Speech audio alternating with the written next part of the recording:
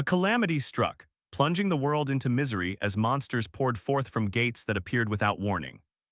Those who rose to save humanity were the hunters, individuals who awakened powers through a system. Not unexpectedly, Ryoga was also one chosen by the system. By conquering gates, their power gradually advanced from 1 star up to 7 stars. The 7 fortunate hunters who reached that realm thanks to blessings from the star seats formed the 7 great houses and ruled the world. I am the first in human history to reach 9 stars without relying on the favor of any star seat. To the 7 great houses and those starseed entities, someone like me is considered a threat capable of completely breaking the existing order. And now in the heart of Dong City, a metropolis scorched by the fires of hell. They have come for my life, for I am a 9 star hunter. It was one of the 7 great houses that had come, a magical house vying for supremacy in the Eurasian region. A Romanov family member had officially appeared. Amid the battle, Ryoga gripped the Chronos watch in his hand with all his remaining strength. Heavy, ragged breaths echoed through the air. After the fight, his strength and spirit were nearly spent. As light shone down, Ryoga finally revealed the arm that had just been severed. He lifted his head to the space before him, gritted his teeth, and snarled inwardly, "Damn you, Dmitri." Opposite him, a tall figure suddenly appeared. It was the incarnation of Odin Magic King, Dmitry Andrei Romanov, a 9 star hunter, turning a provocative gaze on Ryoga.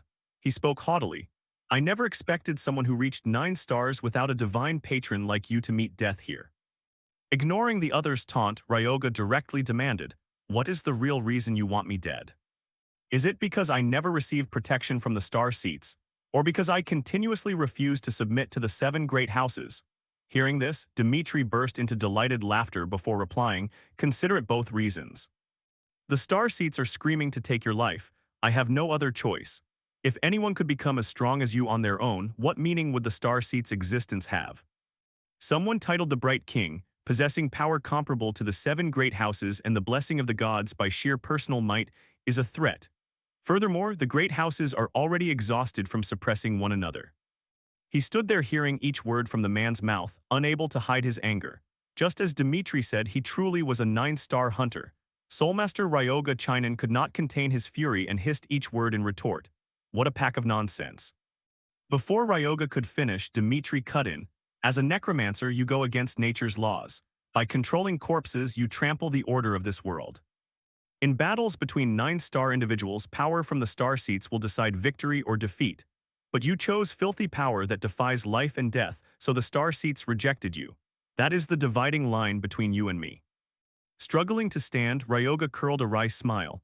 "Are you acting arrogant just because Odin's power protects you? Do you want to know why I've been standing here listening to your babble? I'll show you right now."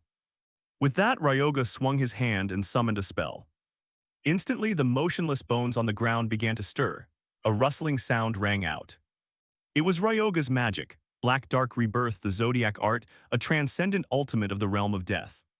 Seeing the legion of skeletons forming ranks behind him, Dmitri exclaimed in astonishment, "A supreme skill sustained by souls.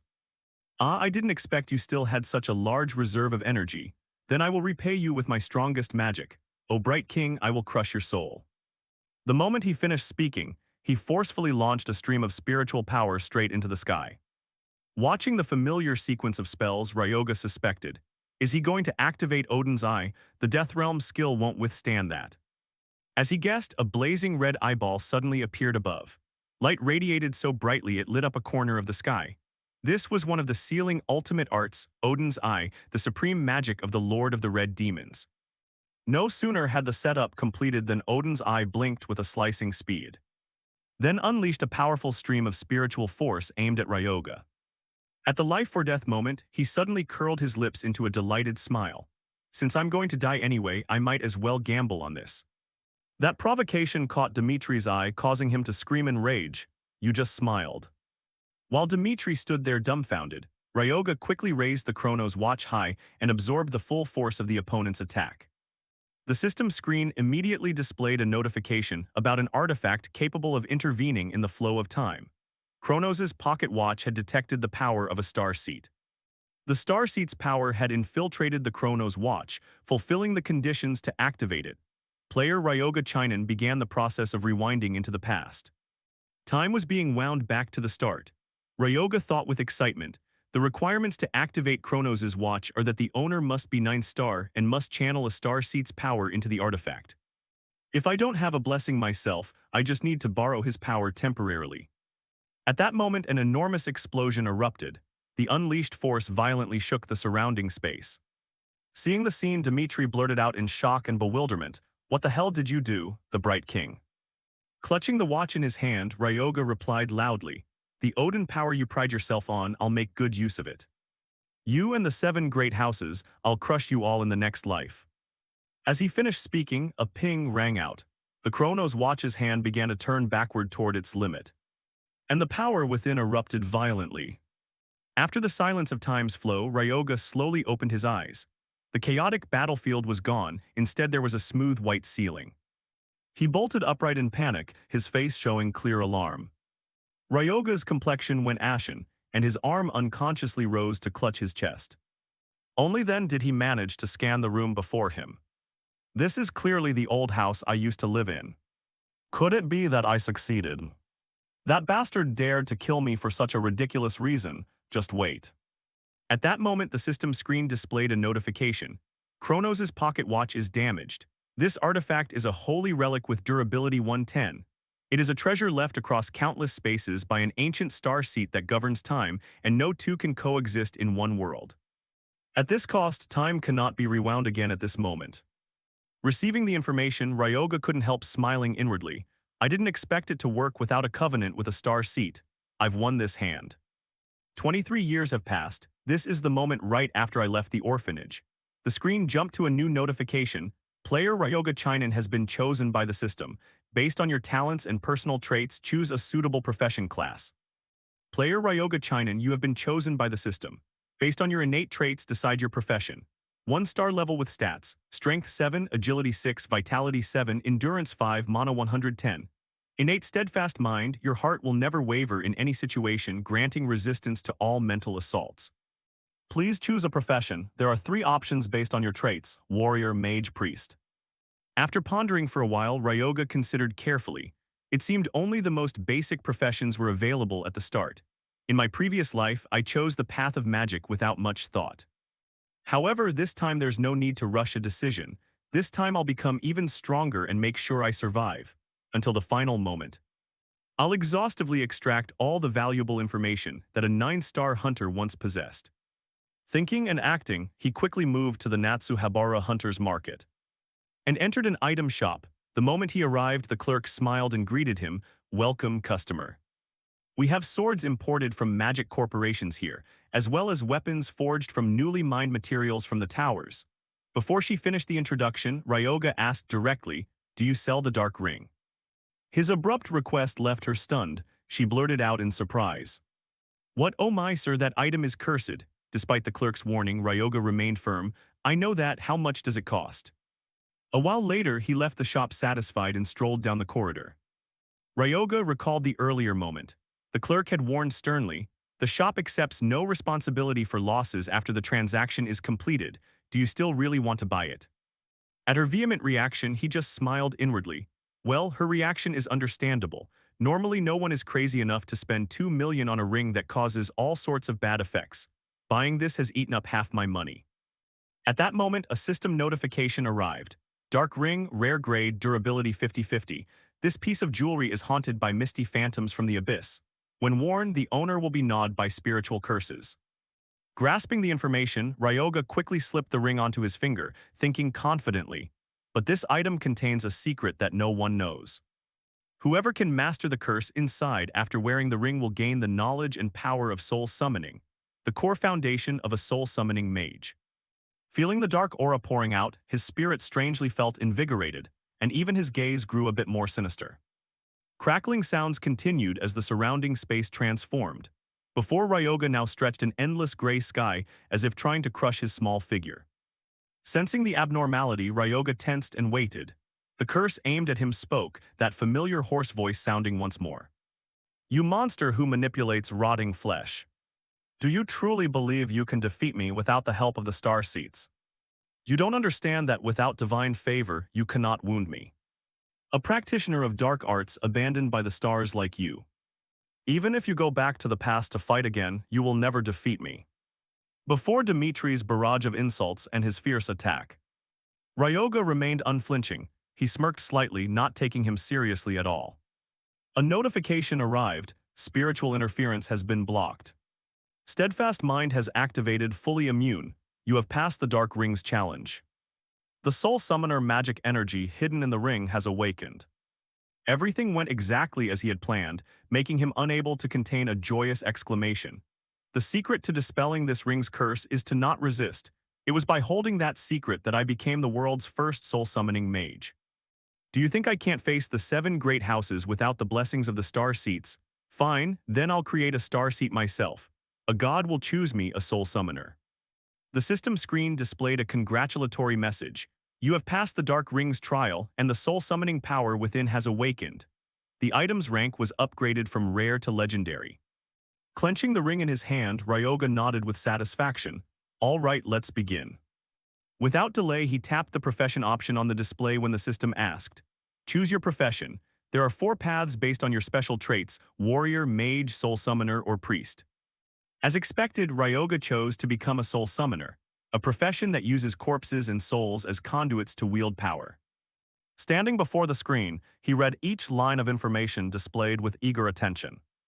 Reward for choosing your first profession: acquire the trait Harbinger of Death, and mana will be converted into spiritual energy. With the Harbinger of Death skill, spiritual energy consumption is reduced by 20% when summoning or sustaining spells. Reading this, Ryoga murmured appreciatively, this is quite a decent start. Pausing briefly, he muttered, but can I only use 2 skills right now? The system screen immediately jumped to the information on 2 skills. Summon Undead, level 1, a control magic that requires the user to be a soul summoner or possess the soul summoner trait. Bone Manipulation, level 1, used to channel energy into bones and control them at will. Reading the familiar lines again, he couldn't help feeling wistful. It seems that because time was rewound, my rank must start over from the beginning. Even restarting didn't faze Ryoga. He stood there continuously pondering the soul-summoning knowledge the ring had fed into his brain.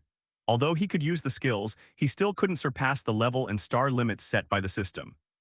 I can grow as strong as 7 stars if I follow the system's rules. However, to reach the supreme 9-star realm, ordinary methods won't work. Becoming a soul summoner this early is good, but it's still not enough. Ryoga clenched his fist. Dimitri, I need to find a star seat patron so I can defeat him. The idea immediately sprang into action. He hurried to the Cronus temple. By then, countless visitors had already crowded around. Upon arriving, Ryoga quickly evoked the legendary Battle of the Gods. The ancient gods had lost their glory after being defeated by Zeus and the high gods of Olympus. While some others survived as star seats, titans who accepted Olympus' rule, such as the sun god Helios. Thinking of this, he paused slightly and quietly observed the space before him for a long moment. Ryoga lowered his gaze to the cracked Cronus watch in his hand and thought, the true master of this watch is in a completely different position. Now shall we go meet a fallen god? He raised the Cronus watch high. Then he suddenly slammed it down hard onto the table in front of him. Just as it was about to shatter, the light within flared fiercely. The surrounding space suddenly trembled as if pressed by an invisible force. After a few minutes of disturbance, everything finally calmed down. Instead, Ryoga's excitement surged unexpectedly when a deep voice sounded.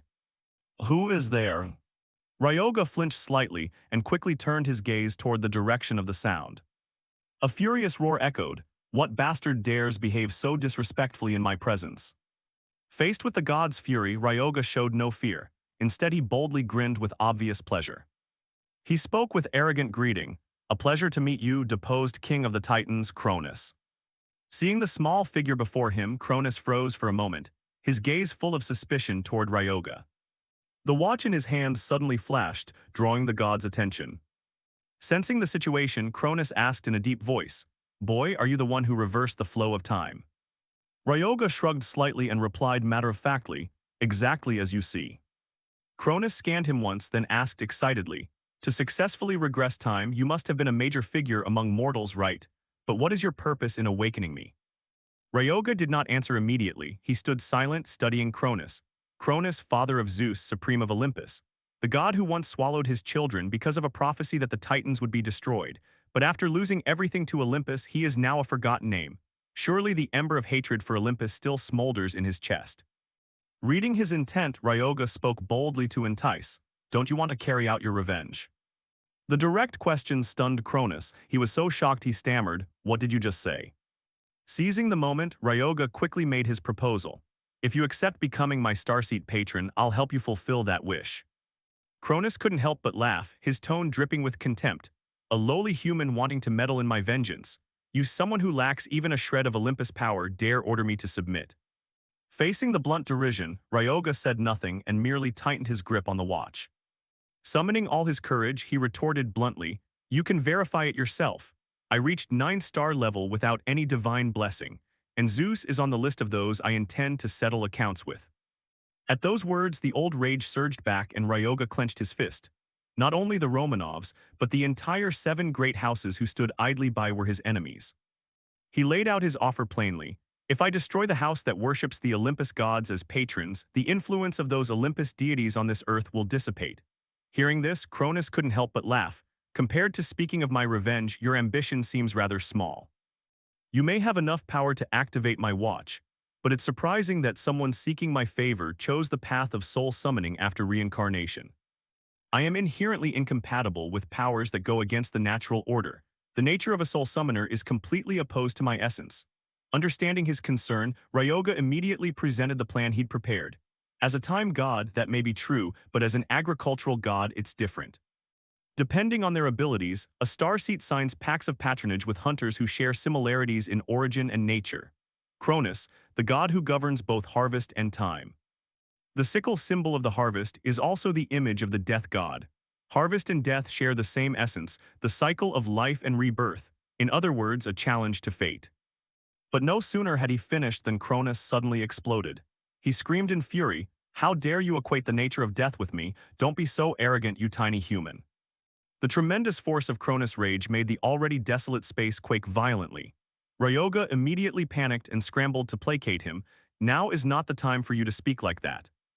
Do you intend to spend the rest of your life stripped of power and renown?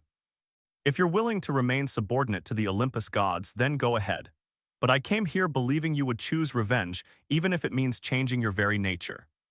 Join me in restoring our power, and we'll overthrow the summit of Olympus."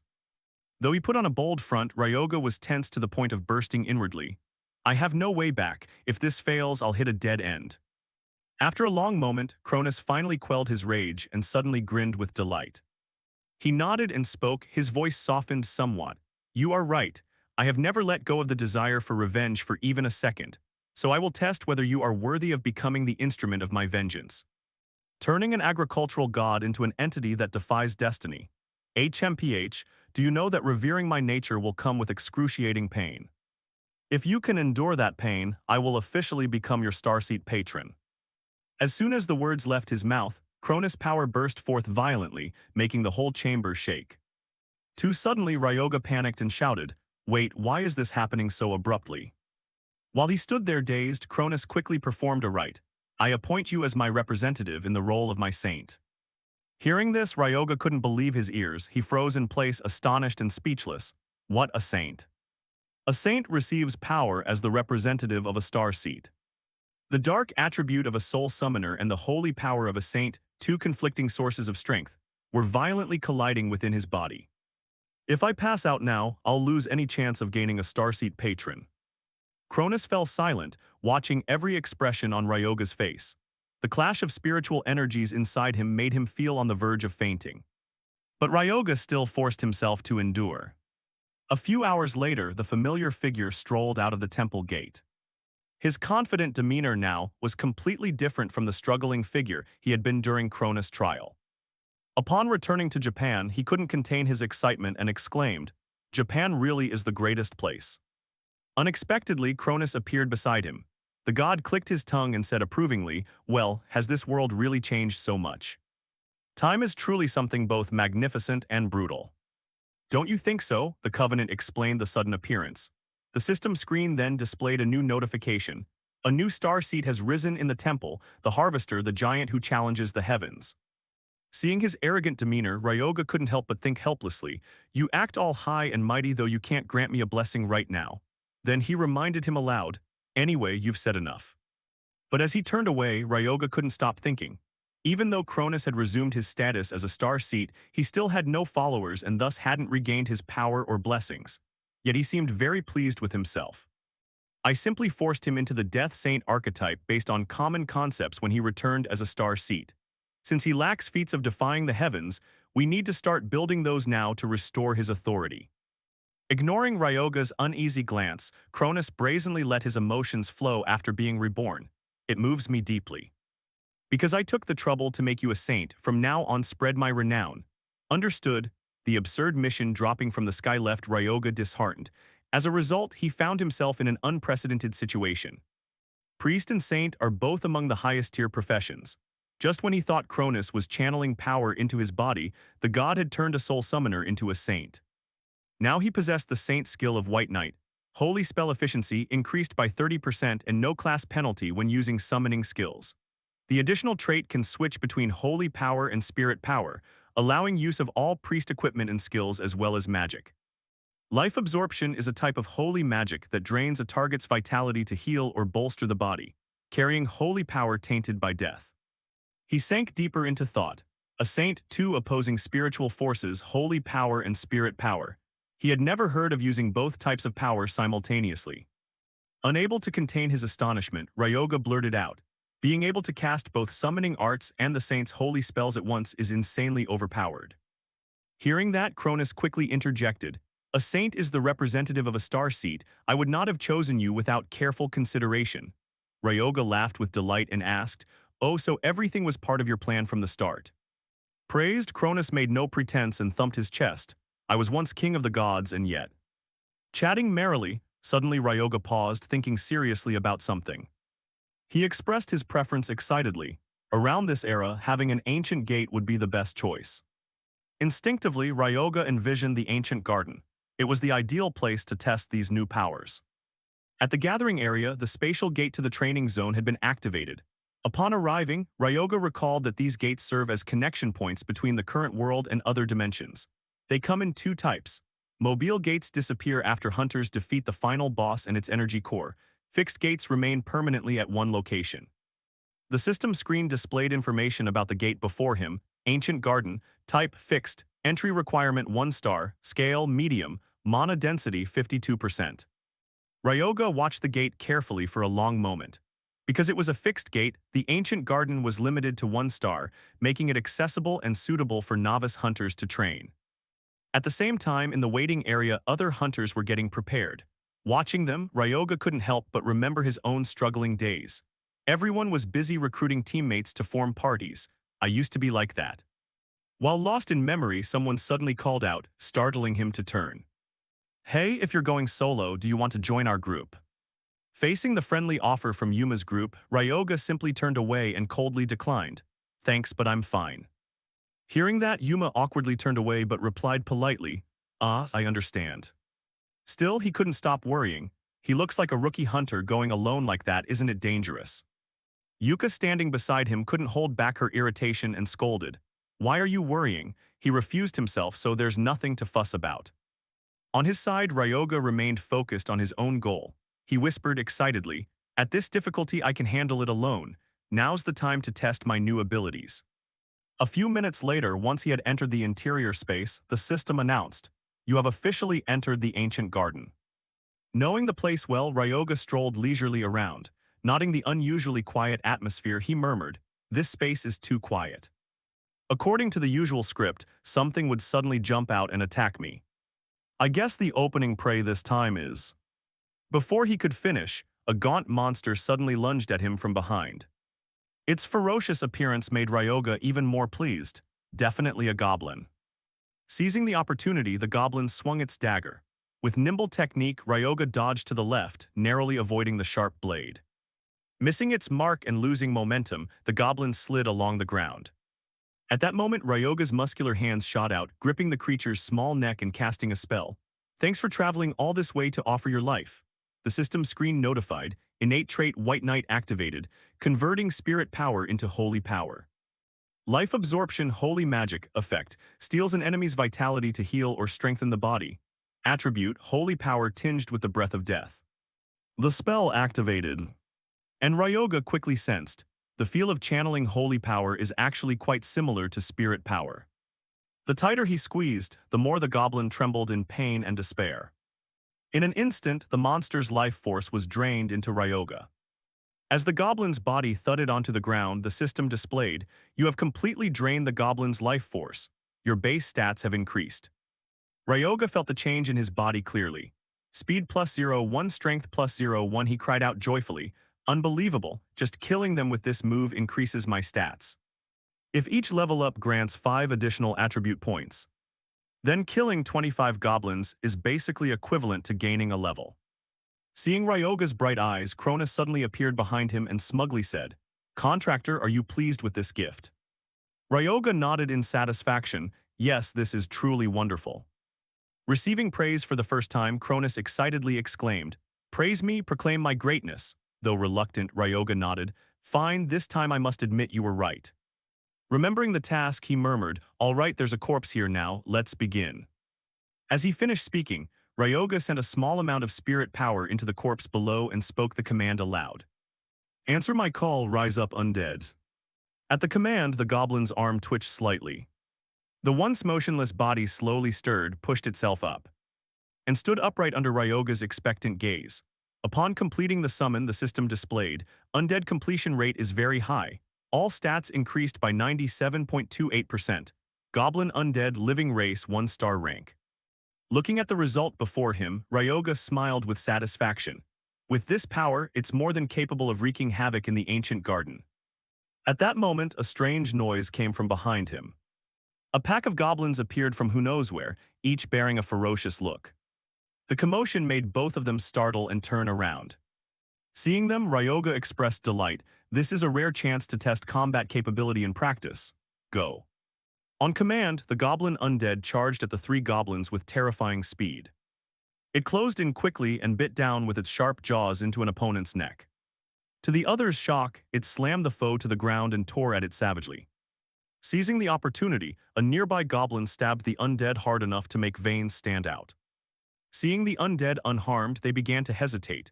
Seeing this, Ryoga laughed. "What's the matter? Scared because it won't go down? It's undead. No matter where you stab, it won't feel a thing." No sooner had he finished speaking than he quickly grabbed the nearest goblin. He hoisted it high and said coldly, "Do you take me for invisible?" Without hesitation, Ryoga activated the White Knight trait. Within seconds, the goblin's life force was drained. He coldly tossed it to the ground. Witnessing the scene, the remaining goblin trembled in despair. It turned its gaze toward the undead. True to expectation, the undead lunged forward, gaping wide to seize its target. Seizing the moment, Ryoga activated life absorption. "Let's see if I can siphon vitality from someone already dead." Ah, this still works on corpses. Compatibility is really high. If so, he needed to speed things up. More goblins streamed in, and Ryoga thought excitedly, "Necromancer hunters always share one maxim: once you kill the first, the plan's half complete." Saying that, Ryoga stepped aside and released a wave of spirit power, turning the newly slain bodies into a string of undead. He shouted, "Obey my command," the system notified, "Skill summon undead used." At this stage, Ryoga murmured with quiet satisfaction, "Creating the first undead is always the hardest challenge. Once you pass that, things get much smoother." Watching the undead ranks take shape, Ryoga smirked inwardly and said proudly, "This is the feeling. Being a summoner truly is the top choice." The undead and the goblins began to clash. Due to structural differences, the undead quickly gained the upper hand.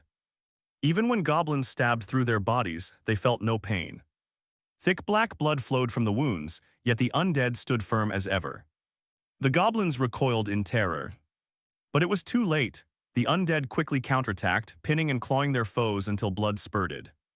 Standing aside watching the fight, Cronus remarked dryly, "As my contract bearer, I expect you to display a more dignified bearing in battle." Ryoga teased back, "Get used to it, this is the signature fighting style of a summoner." At that moment, the system announced as he finished converting the last batch of undead, "You have reached the current limit of controllable undead, 2020. With the activation complete, Ryoga gently withdrew his hands. The recently slain goblins stirred and rose up, waiting for orders like a pack of predators. They charged toward the remaining goblins. Just then, a familiar figure shouted loudly from afar, An arrow flew and sank into an undead, making it howl in pain. Thrown off, the undead stood dazed and bewildered. Seeing this, Ryoga called out loudly, "Wait, stop hiding, come out now." Detected, the group slowly stepped out. Upon seeing him, Yuka and the others asked suspiciously, "Who are you lot?" Cronus, noticing the oddity for the first time, whispered, Is there a problem?" Looking at the group's appearance, Ryoga replied suspiciously, "I feel like I've seen them somewhere before." They were the mirror image hunters. Hearing that, Cronus flinched, the mirror hunter pair. Upon confirming their identities, Ryoga's face darkened and he ground out the words with hatred. "Yes, it's those who tried to assassinate me in my past life." They were the hunting duo Yuma and Yuka Rendo, famous by the nickname Mirror Pair. They were twin siblings renowned throughout the hunter circles. Ryoga rubbed his chin, smiling with amusement as he thought, "Dealing with these two in my past life was quite troublesome. Looking now, they don't seem threatening." He watched the two curiously. Maybe they're still stuck at 1-star level. Also, I remember there were only 2 of them before. Why is there a third person now? Cronus beside him solemnly suggested, "Shall we take this chance to root out future enemies entirely?" Hearing that, Ryoga objected inwardly, "No, after all, they were only acting on an assassination contract. There's no deep personal grudge between us." Suddenly, Yuma asked, "Is that undead monster under your control?" His question reminded the protagonist that at this point, summoners were still not widely known. Ryoga nodded in confirmation, "Correct, that is my summoned creature." His eyes fell on the glowing red gem inside the goblin undead as he thought to himself, "It helps us a lot with carrying miscellaneous items. After all, most people become hunters to make money." Then he offered, "Hey, would you like to team up with me on a job?" Yuma, surprised, asked back, "What? Why are you suddenly proposing this?" Ryoga, looking confident, laid out the deal. "I want to hire you to collect magic stones. Split will be 80-20. I'll handle clearing the monsters, you can leisurely pocket the gems." All three showed obvious concern at his proposal. They huddled to discuss. Yuka, uneasy, said, "Yuma, don't be foolish and trust this strange guy." Haibara agreed, "Right, I've never seen a hunter summon undead before." Watching them whisper, Ryoga grew a bit impatient and thought, "Standing here debating wastes too much time." After a moment, Yuma turned back, still not entirely sure, but said, "All right, we agree. But on the condition that profits are split 5 ways equally. If split that way, each of us would only get about 1.7 shares." Ryoga waved his hand coldly and confirmed, "At most 70-30, if you don't agree, negotiations end here." Yuma had to reply, "Fine, I accept." Haibara still asked anxiously in a low voice, "Do you really trust this decision?" Yuma reassured him, "Haibara, don't be so fearful." With a determined look he added, "Trust me, if he had ill intent, we'd be dead already." In his mind, Yuma evaluated, "Look, he entered the gate without any weapons and radiates absolute confidence. I'm sure following him will earn far more than usual." Not long after, weary groans echoed through the woods. "I can't go on anymore." Haibara lay face down on the ground begging, "Please let me rest a bit." Yuka leaned against a tree panting, "I've reached my limit too." Yuma had just placed the last red gem onto the pile of magic stones at his feet. Then turned his head and muttered inwardly, "From the start I knew he wasn't ordinary. But he truly exceeded my expectations." Ryoga dropped the goblin he had been holding and said with satisfaction, "Hey, look, there's a pile of monster corpses that can be turned into money lying over there." He hesitated and asked, Can we stop and rest for a bit?" Nearby, the goblin undead Ryoga had summoned kept tirelessly clawing at its prey. He glanced at the 2 goblins below. "There are plenty more over on this side." Then he looked at Yuma and smiled, explaining, "I'm not rushing you, take your time." The 3, seeing Ryoga's eager expression, couldn't help but grow pale and mutter, "Unbelievable, he's definitely not an ordinary person." Looking at the goblins strewn across the ground, Ryoga said, "It seems the area has been cleaned out fairly well." He checked the system screen before him and planned, "Now's a good time to review my stats." Ryoga's stats: Strength 7, right arrow 13.1, Speed 6, right arrow 15.3, Vitality 7, right arrow 10, Endurance 5, right arrow 6.5, Mana Holy Power 10, right arrow 11.3. He smiled with satisfaction, "Amazing, my total stat points increased by 21.2 after just 3 hours of clearing. At this growth rate, my current power rivals a level 4 hunter. Life absorption really exceeded expectations." He announced, "My level has also successfully ranked up." Now let's go take down the boss of this region, shall we? The scene suddenly shifted. A goblin leader perched above screamed in anger. Another foolish human has wandered here. Ryoga appeared confident and sneered. Look at that sight. A stupid goblin acting like it's the ruler of this place. Yuka frowned and warned. That goblin leader governs the southern area. I think it's best we don't provoke it too much. The goblin leader's eyes glowed as it asserted authority and ordered. Seize that human, make him kneel, and bring him before me at once. The goblins below received the command and surged forward in overwhelming numbers. Not letting them loose for long, Ryoga commanded his goblin undead. Tear them apart until only bone fragments remain. Seeing one of his goblin undead bitten on the hand, the creature raised its other hand and struck back. A powerful blow sent red blood spraying everywhere. That attack knocked the undead down, reducing the number of active summoned creatures to 1920. Seeing this, Ryoga calmly intoned, "Hear my call." No sooner had he finished than the goblin undead's hand twitched. It slowly stood up as if nothing had happened. System notification 2020. As soon as it rose, the undead quickly counterattacked the enemy. As expected, it severed the opponent's arm in the blink of an eye. The three watching gaped in astonishment. Yuma, unable to hide his shock, exclaimed, "What the hell is going on? Even though he has the numbers advantage, is he actually turning monster corpses into minions?" Suddenly the goblin leader above leapt to its feet. It raised a bone scepter and chanted an incantation, Kim Malasalakara. Then slammed the scepter into the ground. Information about the bone scepter appeared. The talisman of courage is beginning to empower the goblins. This caused the goblins under its command to emanate a mysterious surge of power. The goblin leader grew more smug from the act and boasted, "My totem will inflict debuffs on enemies and grant buffs to all allies. Behold the might of the brave goblin warriors." Ryoga chuckled softly, sneering, What nonsense did you just spout?" The blunt remark halted the goblin leader's smugness. The veins on its head bulged. It clenched its teeth and snarled angrily, "How dare a lowly human touch my sacred totem?" Suddenly, a large number of skull-topped bone scepters erupted from the ground. A goblin undead sprang forward and attacked the newly appeared bone scepters. Watching his undead smash the bone scepters, Ryoga said, "Don't think I'll let you get away with that." Seeing his move anticipated by Ryoga, the goblin leader grimaced and tightened its grip on the bone scepter. Ryoga laughed provocatively, "What's the matter? Feeling powerless, are you?" Suddenly the bone scepter in the goblin leader's hand slammed down on the ground again. The scepter flared as it heard the plea, "O incarnation of madness, rise and appear." Notification, mad magic has been officially activated. The activated magic radiated a terrifying aura, causing the trio Yuma, Yuka, and Haibara to tremble. Notification, the strength and speed of all the goblins have increased by 50%.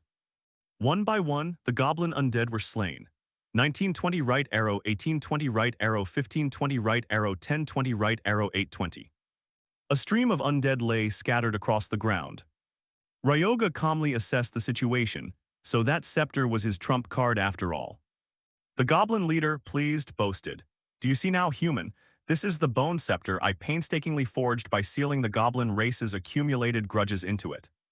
Hearing how the bone scepter worked, Ryoga couldn't help but smile and say, "Oh, so that staff is made of bone."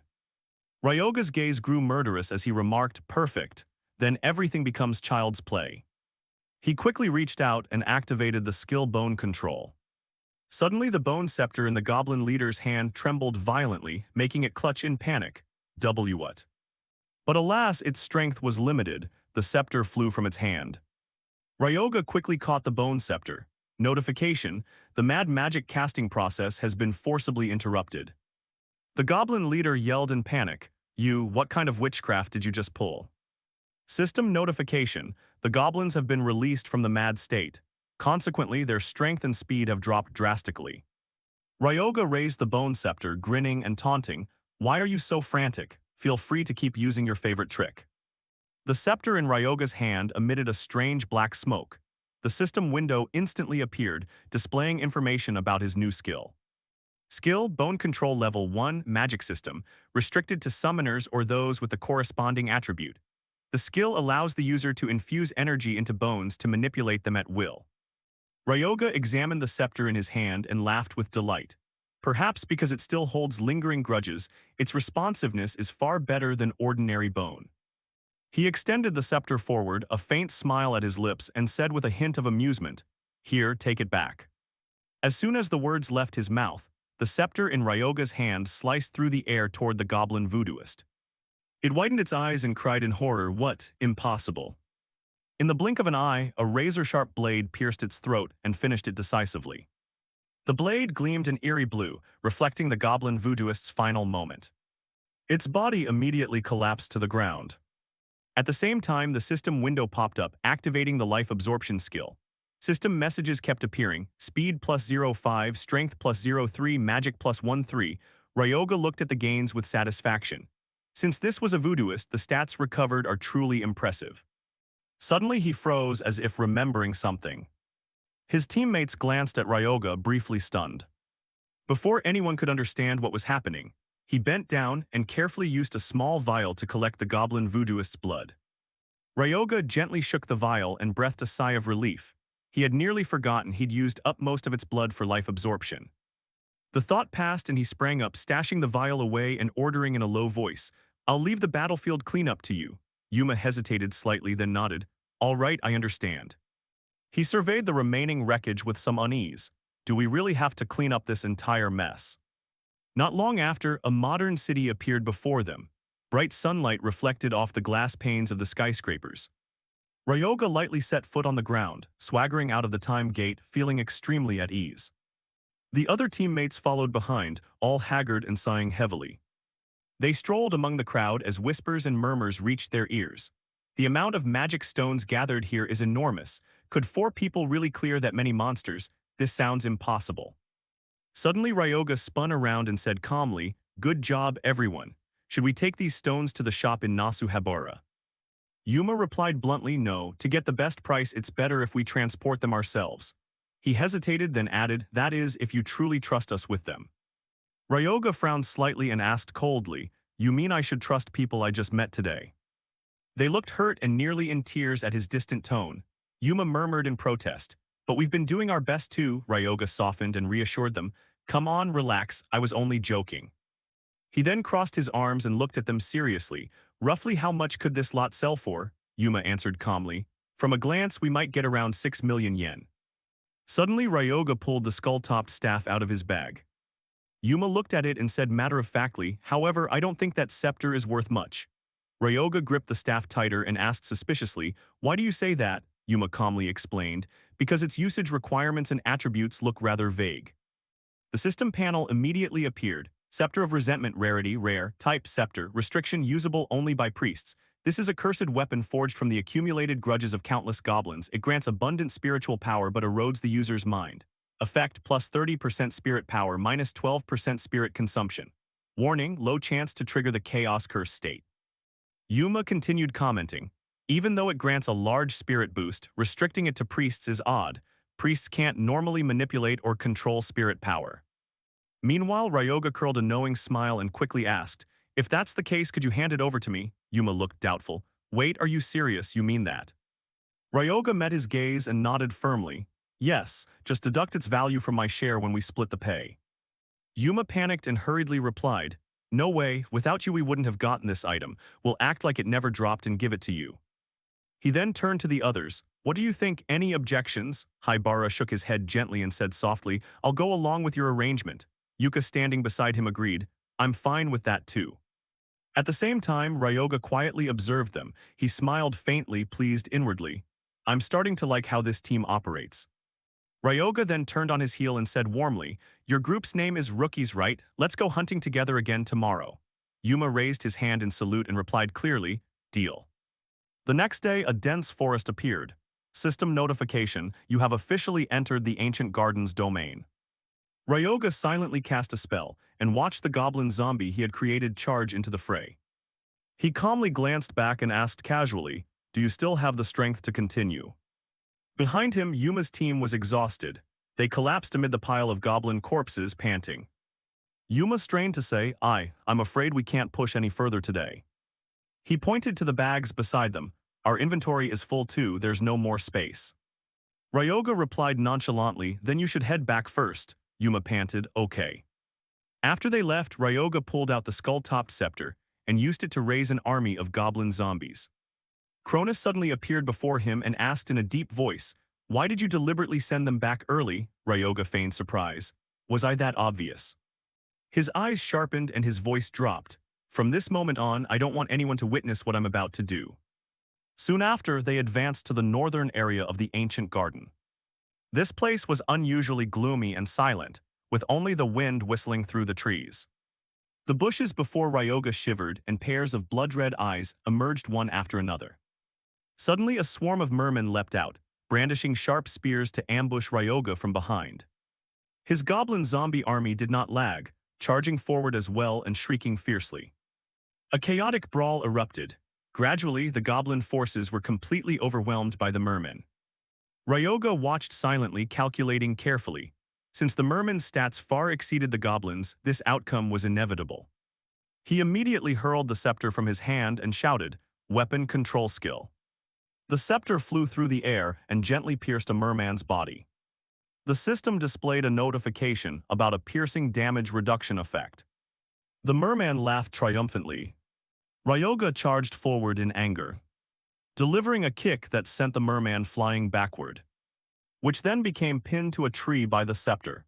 System notification: physical piercing damage from the scepter of resentment has been enhanced. Ryoga snorted coldly and continued to command the scepter to fly, piercing each merman in turn. Finally, he reached out and grabbed the scepter, thinking inwardly, "Controlling the scepter while maintaining the summoned undead consumes too much spirit power." His spirit power had dropped sharply. Even so, he shouted, "Rise up, undead." The mermen were immediately completely dominated by him. They rose with hollow eyes and turned on their own kind. Dark blue blood sprayed everywhere. The system chimed, "Level up, level 6. Ryoga watched everything around him and broke into a satisfied smile. "Good, at this rate I'll soon regain my peak form." He remembered Dmitry Andrei Romanov and trembled with excitement inwardly. "Just wait, you Mage King. I'll settle the score with you sooner than you think." The scene shifted to an ancient temple deep in the forest. Following Cronus's guidance, Ryoga entered. Behind him marched the army of merman zombies. Ryoga took out a green heart and smiled with delight.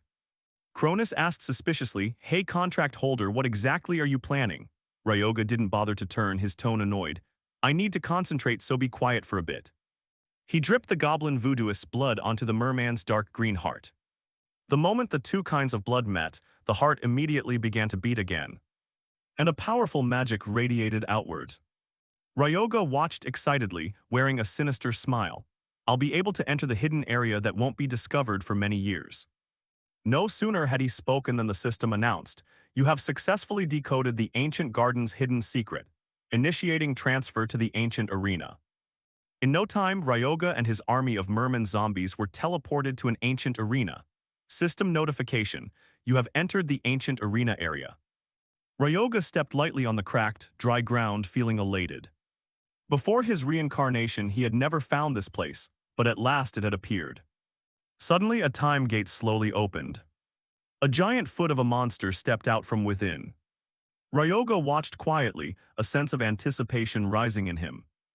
The system displayed, "Challenge, participant limit 1, please prove your bravery and potential in this trial." Ryoga laughed excitedly. It's appeared. He looked at the massive dragonman before him and thought, "A brand new prey." The system continued, "A dragonman has appeared. Time limit 10 minutes. You will receive a reward if you survive until time expires."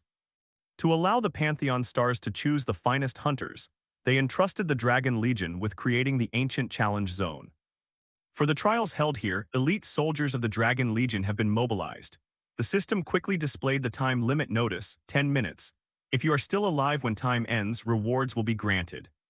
Cronus eyed the dragonman in front of them and cleared his throat, assessing, "With your strength, you won't even last 10 seconds. I suppose I'll have to start looking for a new saint." His jest made Ryoga feel deeply belittled. He grimaced angrily and thought, "It won't be that bad. Even if it's of the dragon race, it's likely been weakened to match a 1-star level. Still, I don't think it'll be easy." Without any command, the dragonman stamped its foot.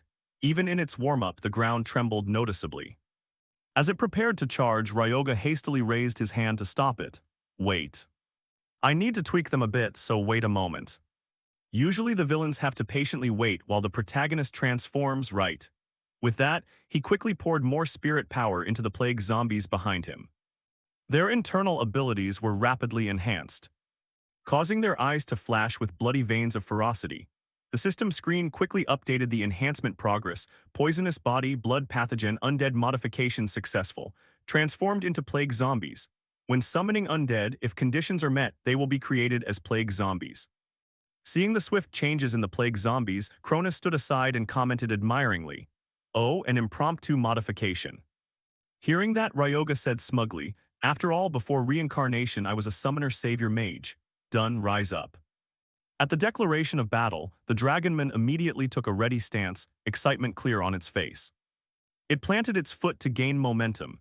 In less than 3 seconds, the dragonman shot toward Ryoga like an arrow. The plague zombies refused to stay still either. On his command, they rushed forward to attack the enemy. Over the dragonman's head, the plague zombies formed a tight surrounding shield. Before it could react, they lunged in and tore at it with all their strength. At the bite marks, a thick black slime immediately spread outward. Feeling a sharp stabbing pain, the dragonman quickly launched a counterattack. It swung heavy fists at the faces of the plague zombies, spraying the toxin everywhere. Seeing its hands covered in toxic slime, the dragonman grimaced in disgust. The system immediately updated. The fluid is level 12 toxic acid. Watching the dragonman fall into the trap, Ryoga curled his lip in satisfaction and thought, "I've shifted all the attack stats of the frogmen, which doubled after becoming zombies, entirely into poison attribute. Their strength and agility dropped, but their toxin is now extremely potent." Despite being drenched in level 12 toxic acid, the dragonman's thick hide was unharmed. It immediately unleashed power, sending the plague zombies flying meters away. With weak resilience, they were quickly defeated. Seizing the moment, the dragonman slightly pivoted. Redirecting its attack straight at Ryoga, it roared fiercely and lunged forward like a wild beast. Yet Ryoga stood calmly and remarked, "Enduring toxic acid is quite a challenging test." Having spoken, he channeled spirit power directly into the Dark Scepter, causing its stats to surge. System notification: by channeling spiritual power, the defensive stat of the Scepter of Resentment will be temporarily increased. Just as the dragonman's punch was about to strike Ryoga, the shield activated in time. Even so, he felt the opponent's immense force. Its strength should have been halved by the poison. How can it still be this strong? After minutes of struggle, the temporary shield lost effectiveness. A thunderous explosion tore through the space, a burst of light blotting out vision. Regaining composure, the dragonman immediately lunged toward the target. Taking advantage of the opponent's lapse, Ryoga cast a bone spell. The Scepter of Resentment was launched at terrifying speed, pinning into the dragonman's palm and sending blood spraying. It howled in pain, its body momentarily paralyzed. Ryoga shouted a command. At that moment, the plague zombies seemed wound up. They swarmed onto the dragonman, clinging and tearing at it bit by bit. Only then did it manage to steady itself. Though the pain still throbbed, the toxic acid quickly seeped deep inside, causing the dragonman's whole body to tremble violently. Nevertheless, it fought back with thunderous punches to the heads of the plague zombies, making them bleed from the impact. The dragonman's sharp claws pinned into each one. In an instant, half of the plague zombies were wiped out. Watching that counterattack, Ryoga's expression didn't change at all. He even thought with pleasure, putting up a fight until the end, quite impressive. But it all ends here. No sooner had the thought passed than the dragonman on the other side collapsed to its knees. Its whole body seemed drained of life, completely unable to fight. At that moment, the spirit power inside the Scepter of Resentment also began to dissipate. Ryoga quickly withdrew his spirit power, then quietly stepped closer to the huge corpse before him. His hands slowly rose. Immediately after, he cast a spell to absorb all the remaining life from the dragonman smoothly. Spirit power in use, life absorption. At the moment the dragonman collapsed onto the arena floor, the system screen displayed a congratulatory message. Ancient Challenge Zone completed. Seeing the result of the battle, Cronus remarked with amusement, "You used a ragtag bunch of undead to overwhelm a dragonman." Ryoga quickly cut in, "See, I told you I wouldn't die." At that moment the system suddenly announced, Tenacious Sigil has been inscribed. Tenacious Sigil reduces stun duration from damage by 40%, increases mana coordination speed by 20%, reduces stun effects when taking damage, and increases concentration. Unlike blessings from stars or supportive magic, this is a permanent buff, a top-tier sigil. Ryoga couldn't help but feel pleased at this conquest reward and exclaimed, "Hess, not bad." But the real reward was something else. The dragonman's corpse was prime material for nurturing an undead. With that in mind, he quickly packed up the entire dragonman corpse. Cronus, a bit puzzled, asked, "What do you intend to do with that corpse?" Ryoga didn't hurry to explain, only replied vaguely, "There's no way I'm wasting this. I'll create an undead stronger than the sum of its parts." Remembering something, he fell into thought. But to do that I'll need metallurgical tools. I wonder if that guy has opened his forge yet. With that thought, Ryoga immediately dashed to Saitama Prefecture without hesitation. Following his memories, he quickly traced the location of the research lab. Standing there and gazing for a while, Ryoga couldn't help but feel nostalgic. Before my regression, nothing has changed up to now. No sooner had he spoken than a deafening explosion rang out. The building in front of him immediately caught fire, blowing the front door outward. The sudden familiar blast left him helplessly exclaiming, "Some things really never change, huh?" From inside, a tall young man ran out in a hurry, coughing and sputtering. They both froze for a long moment at the unexpected encounter. Once he recognized the other, the corner of Ryoga's mouth involuntarily curled up with delight. He silently rejoiced to himself, "There he is. The man who established the world's first mass-production formula for intermediate medicines, and made his name as Japan's No. 1 alchemist, great alchemist Shintani Rinya." Without waiting for the other to speak, Ryoga proactively greeted, "Hey, do you have a moment? Sorry for being abrupt." Rinya asked in confusion, I don't mind, but who are you? This is my private lab." Ryoga confidently introduced himself. "I'm Chinan Ryoga. I'm here hoping you'll allow me to use your alchemical equipment." Hearing that, Rinya was momentarily stunned, standing there dumbfounded for a long moment. Seeing this, Ryoga hurriedly explained, "You don't have to show your disgust like that. If it's just a loan, neither party benefits. Intermediate healing medicines, you're currently researching a formula to mass-produce them, right?" Rinya was so shocked that Ryoga had blurted out his secret research that he was speechless. "How did you know?" Without waiting for an answer, Ryoga casually stepped inside, not forgetting to say beforehand, "I'll help." Rinya flinched and hurriedly asked, What do you intend to do?" A while later, after things had settled, Ryoga had finished his experiment. Looking at the finished product, Rinya's eyes lit up. He was so moved he blurted out, "How did you stabilize a vial that was so unstable it seemed about to explode? How could you?" Rinya's excited array of expressions amused Ryoga. He thought briefly, well, it's natural he doesn't understand. After all, this is something he would only discover in a few years. Sensing Rinya's curiosity, Ryoga offered, "Want to try it?" Receiving a nod, he immediately grabbed a scalpel nearby and made a deep cut across his wrist to the other's astonishment. Then Ryoga seized the test tube containing the liquid he just prepared and poured it directly onto the wound. A second later, the cut quickly sealed and vanished as if there had never been a scratch. He excitedly held his now smooth, gleaming hands up in front of Rinya. Immediately, Rinya's eyes shone brightly, his face showing utter delight. He could hardly believe his eyes and hurriedly confirmed, it really worked. Just as his hand reached for the test tube, Ryoga snatched it back, leaving Rinya's hand hanging in midair in stunned disappointment. Holding the test tube out, Ryoga asked rapidly, curious about the formula. Rinya nodded eagerly. "Yes, absolutely." Seeing the other eager, Ryoga cleared his throat and said a condition. "If so, would you do me a favor?" Seeing Rinya's bewildered expression, Ryoga thoroughly explained his intention. He seemed quite enthusiastic. "I only came to borrow some alchemical tools. I'll change the terms like this, come work for me. I'll teach you the medicine formulas and countless other techniques. In return, profits will be split 60-40. Of course, I'll take the 60. Watching Rinya's restrained expressions, Ryoga couldn't hide his satisfaction and thought to himself, "He's already snug in my net." The room fell silent. Rinya strained his eyes at the divine vial before him as if searching for a reason to refuse, but all of this was part of Ryoga's plan. "From now on you'll be my servant, no my partner." After a moment, the dark ring in his hand suddenly vibrated. A writhing surge of spirit power escaped, revealing within it the lifeless body of the dragonman. Startled, Rinya suddenly asked, "What's that?" Ryoga replied calmly, I'm a summoner mage, so I'm turning it into a special undead. If you're that curious, stop spying on me and give me a hand."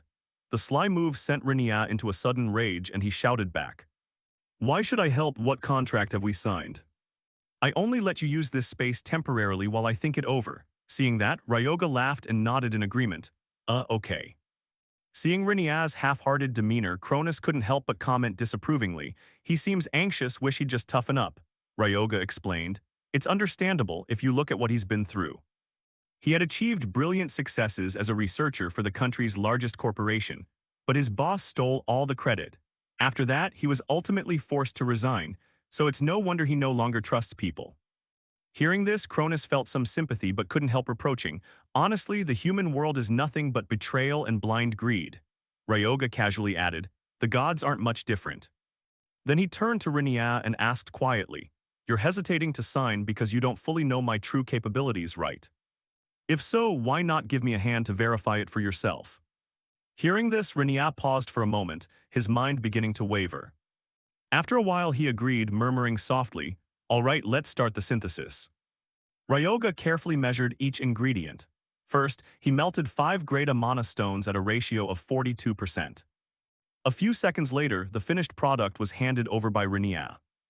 The speed of his work made Ryoga quietly pleased. Oh, fast, he's truly the right person for this job.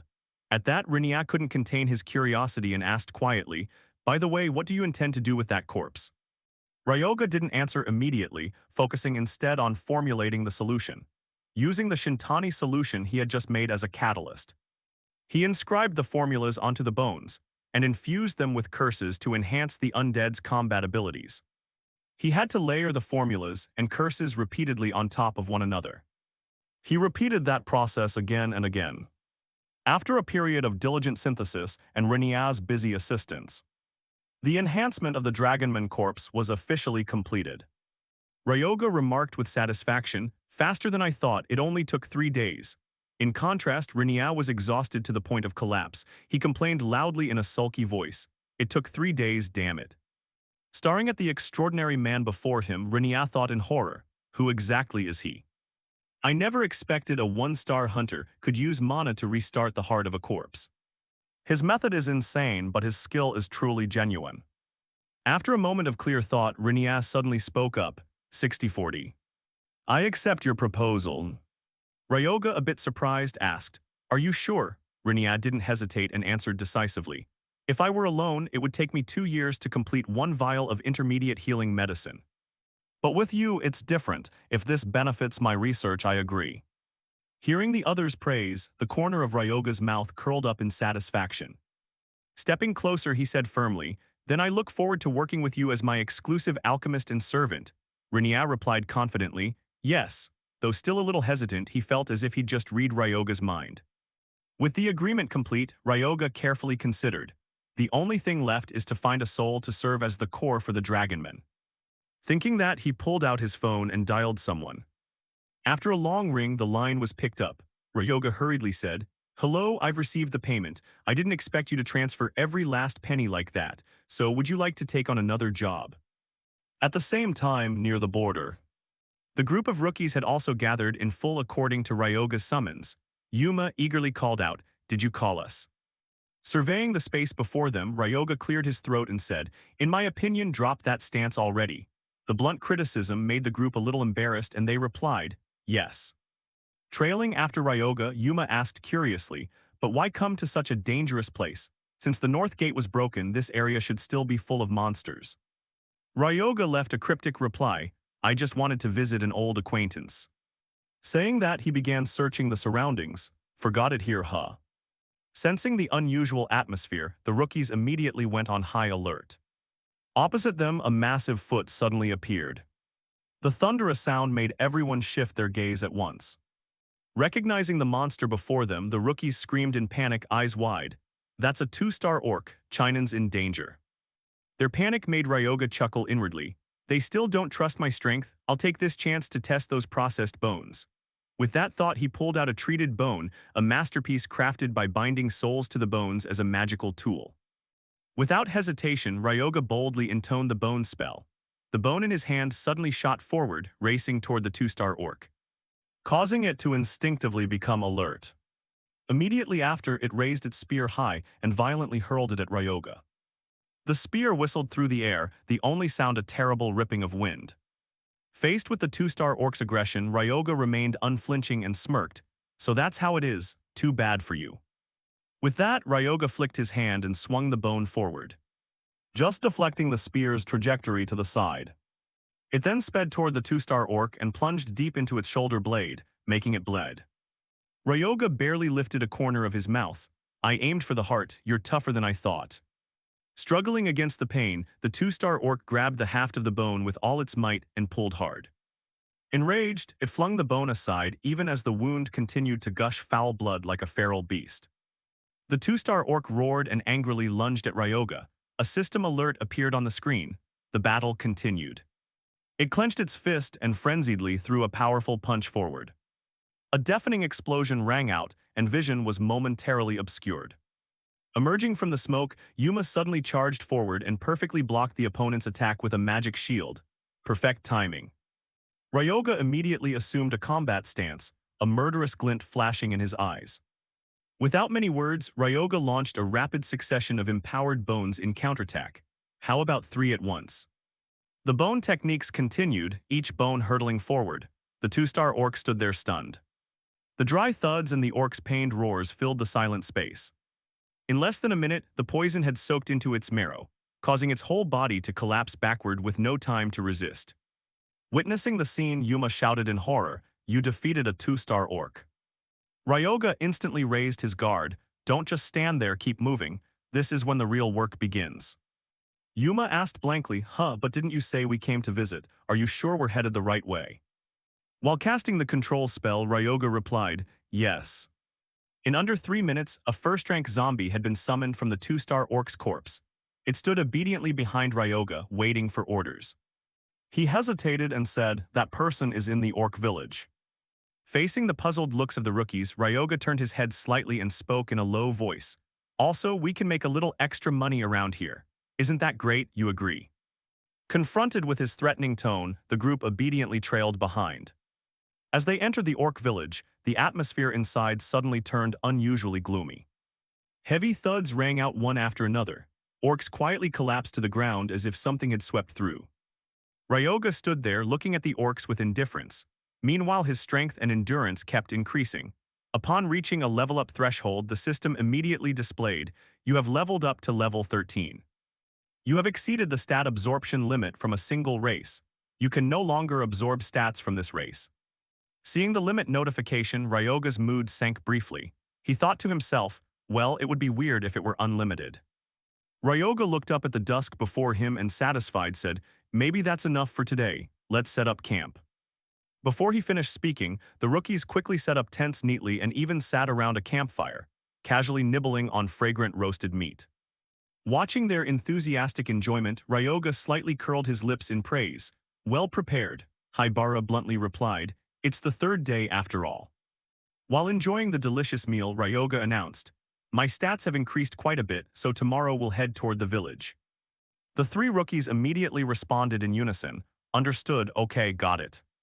A while later at rest time, everyone became excited. Haibara grinned and said, tonight's watch is up to you guys. Yuka next to him cheerfully added, see you. Thus, the zombies obediently took turns keeping watch through the night for the group. While the 3 rookies, exhausted, fell into a deep sleep in less than 5 minutes. At the same time, on a nearby cliff, Ryoga sat alone gazing at the moon in deep thought. He considered carefully, my level has increased, maybe it's time to read the recently unlocked knowledge. With that in mind, Ryoga immediately went to the library. The system displayed, accessing the repository of knowledge. You may view the knowledge left by the previous Lord of Death.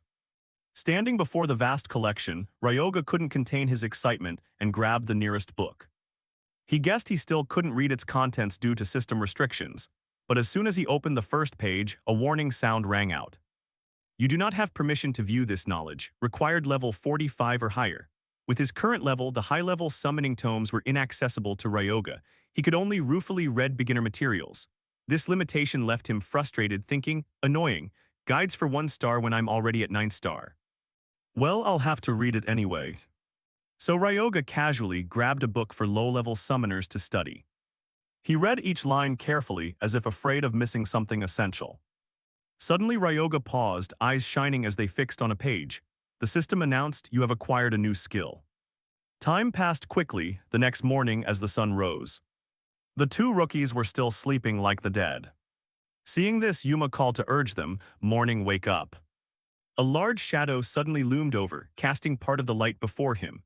Haibara groggily opened his eyes, only to see a huge, ferocious zombie staring at him as if it wanted to eat him alive. Haibara panicked and bolted upright, instinctively retreating backward in fear. Ryoga reassured him, "You see it every day, isn't this a bit much?" Yuma protested, "But it looks completely different from yesterday. Not only the bone armor, the body is much bigger too, isn't it?" Hearing Yuma's keen observation, Ryoga chuckled softly and nodded. "Yeah, I tweaked them a bit." At this moment, the entire Undead contingent had taken on a brand new appearance after Ryoga's enhancements the previous night. Armored zombie race, Undead trait. An Undead possessing superhuman strength covered in bone armor, boasting overwhelming power and endurance. Abilities: Bone armor transform bones into wearable armored plates. Wriggling flesh allows manipulation of the flesh attached to the corpse. Preparations complete, Ryoga cleared his throat and urged, "It's time to depart for the orc village." Without hesitation, the group and their zombie battalion set off at once.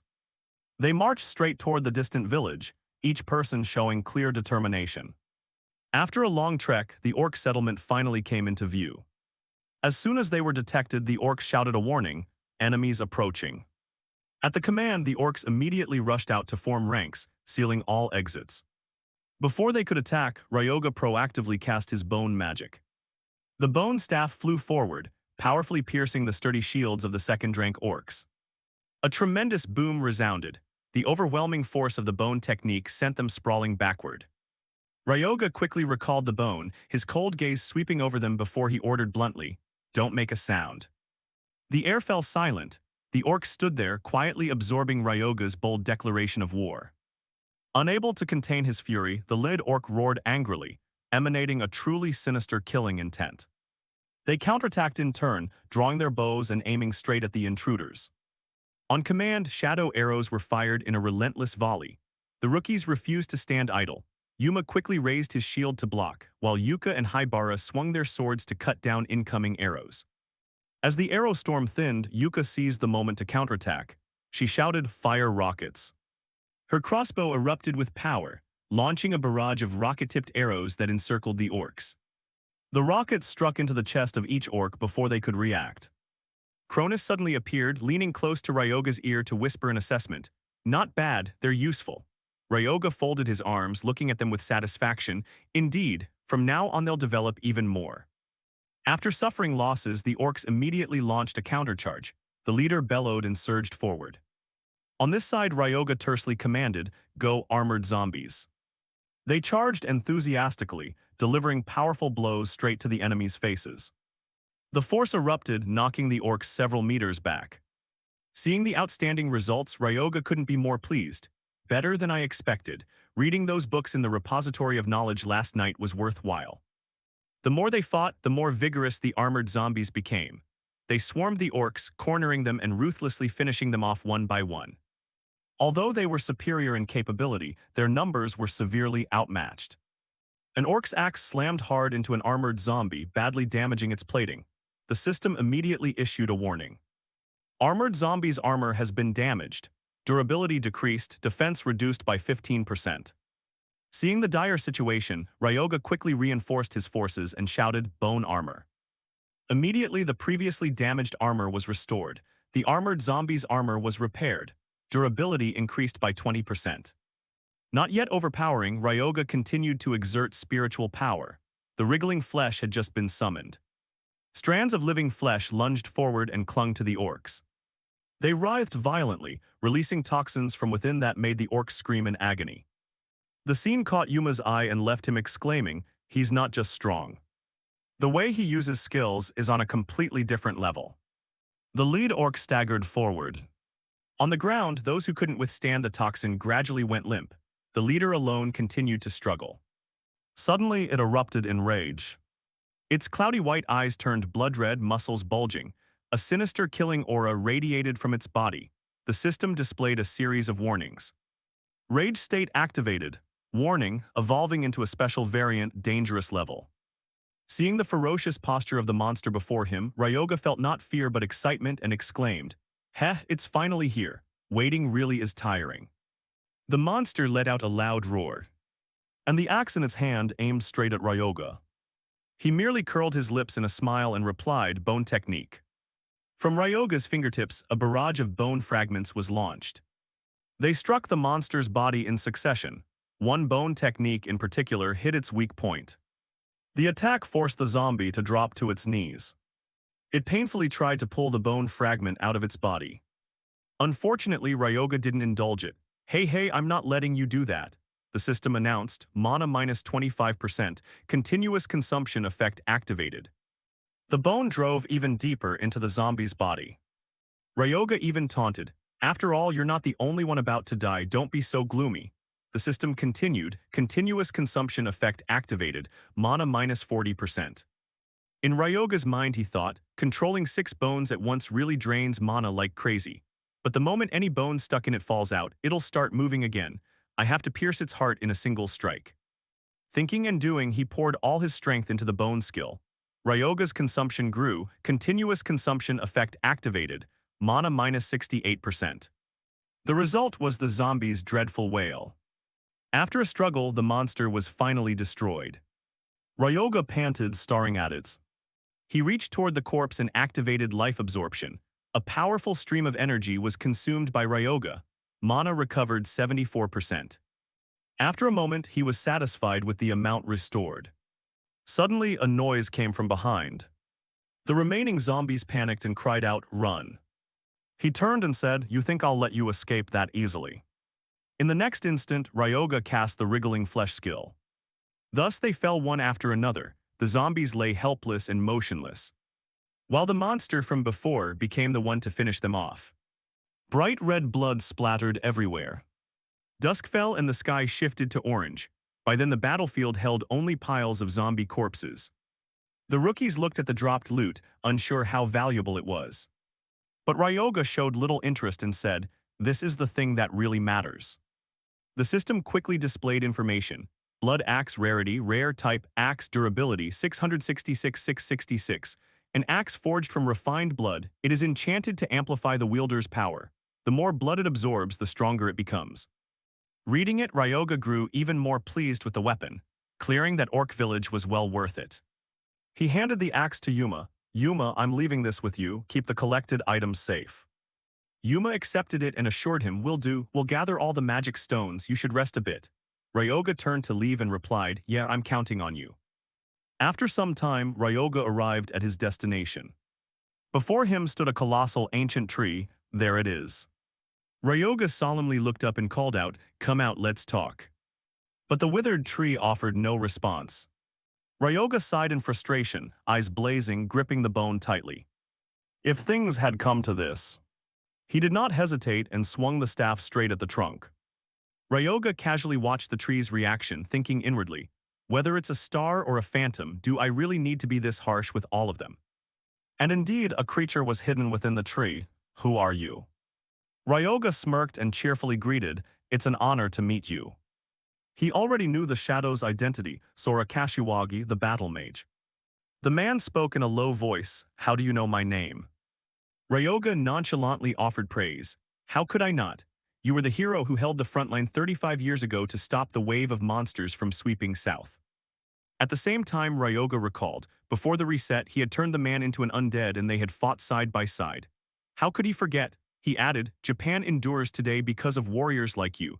There's even a memorial erected so people never forget that day." That tale has been passed down to the present. A powerhouse famed on the front line during the early days of the catastrophe, Sora Kashiwagi. He gained renown for the unique abilities of a battle mage, gifted in both martial arts and magic. Kashiwagi was delighted to hear the legends about him, so my death wasn't entirely in vain. Suddenly Ryoga's mood darkened, "Of course, although not every name is remembered." He changed his tone, "Was that your intention?" A question from Ryoga made Kashiwagi widen his eyes.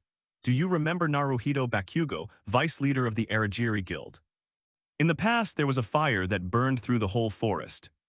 Back then, Kashiwagi repeatedly shouted over the radio, requesting backup, requesting backup. He urgently reported, there are still civilians trapped in the southern farming area. His teammates couldn't bear it. Damn it, I can't hold them back any longer. Send support now. The mechanical radio crackled, no reserves available, cannot send reinforcements.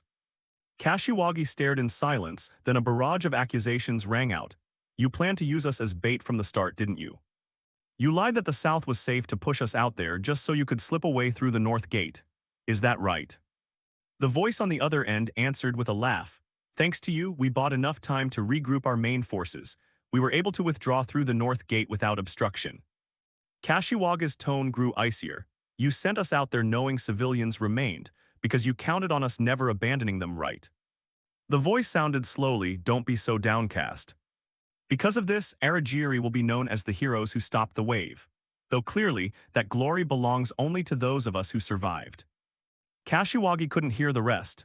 If you live, you are a hero. If you die, it's just a footnote. Meanwhile, other civilians were struggling against the monsters. Fortunately, reinforcements arrived in time to rescue the people. A zombie was flung far away. Kashiwagi turned and shouted orders to the other soldiers. Protect civilians while evacuating the area. His teammates cried out in astonishment. But by then he no longer cared about anything. Move, that's an order. The flashback ended and Ryoga's steady voice rang out. Naruhito Bakugo, the one who sent you to your death, became a hero. He calmly exposed the secret behind the curtain. Meanwhile, all records concerning him had been wiped clean. Ryoga wore an expression of regret. What a tragedy. You sacrificed yourself, yet someone else stole all the glory. If it were me, I couldn't rest. I'd rather rise from death just to reclaim that blood debt. Those words angered Kashiwagi, who bluntly asked, Enough, what is your purpose? His fury made Ryoga smile. Suddenly he made an offer that stunned Kashiwagi. I will help you get revenge. Ryoga earnestly asked, what do you think about making a contract with me and becoming an undead? Immediately, the ring on Ryoga's hand began to glow. He quickly produced something and said, I've prepared a vessel for your soul to inhabit. Kashiwagi fell silent and stared intently at the corpse. Then slowly spoke, in this state my will for revenge has never cooled. I have no reason to refuse your offer. But I have one condition. He paused for a moment and continued, do as you wish. But I will not harm the innocent. Those words filled Ryoga with nostalgia. You set the same condition as before I reset, so your true nature really hasn't changed. He felt deep admiration for the soul before him, just as expected of a hero. Ryoga looked him firmly in the eyes and assured, understood, I promise. Kashiwagi nodded solemnly, very well, I will become your undead. His mysterious black hue shifted to crimson and white, then turned completely white. You have gained ownership of a bound soul, Sora Kashiwagi. Ryoga suddenly remembered his life before reincarnation. Back then, he had placed Kashiwagi into a bone knight and pushed him to become an unprecedented Hell Knight. Even at that time, he sometimes wondered what would have happened if he'd given him a stronger body from the start. Back in the present, Cronus spoke with satisfaction, truly a masterpiece. He slowly tested the new body. I see, so that's why you fortified this corpse beforehand, you planned this far ahead.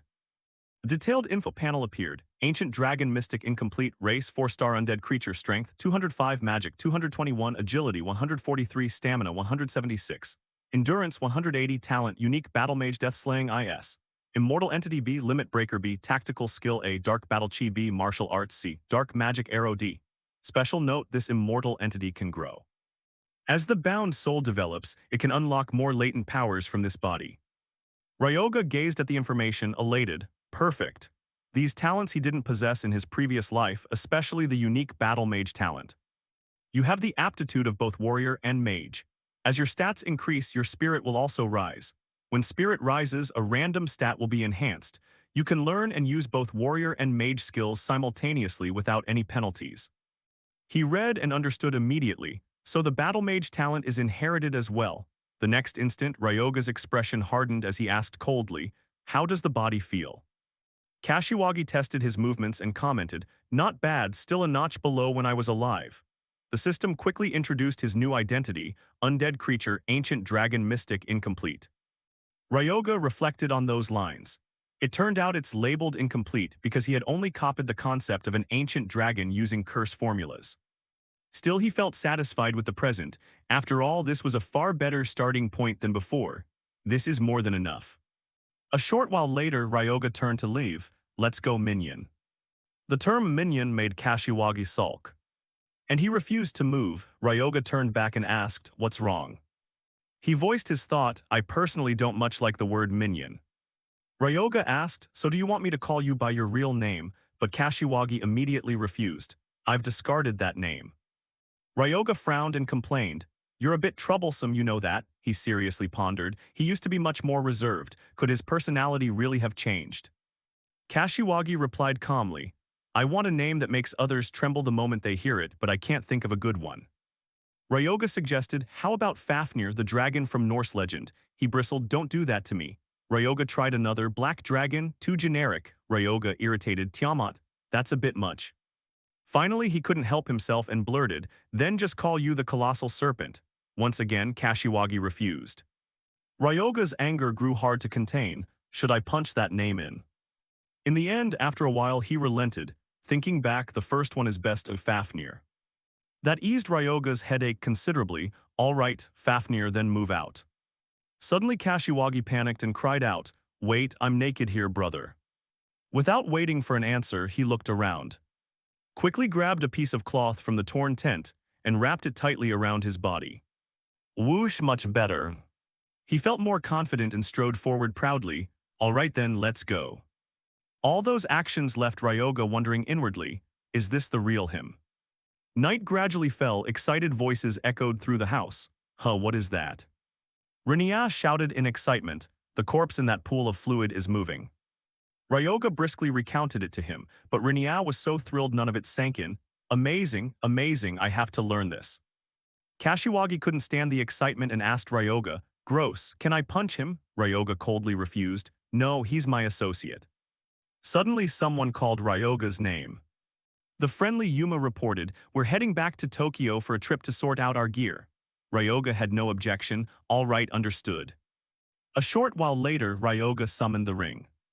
From it appeared the corpse of the monster he had slain. He sat down to assess the situation. What should I make from the orc leader's corpse? Seeing that, Rinya sat down as well and asked, what's next? Ryoga curled a lip and asked back, curious are you? That smile put Rinya on edge. He waved his hand. Not really, not at all. Last time mixing herbs nearly wrecked my hand. But Rinya couldn't overcome his own curiosity.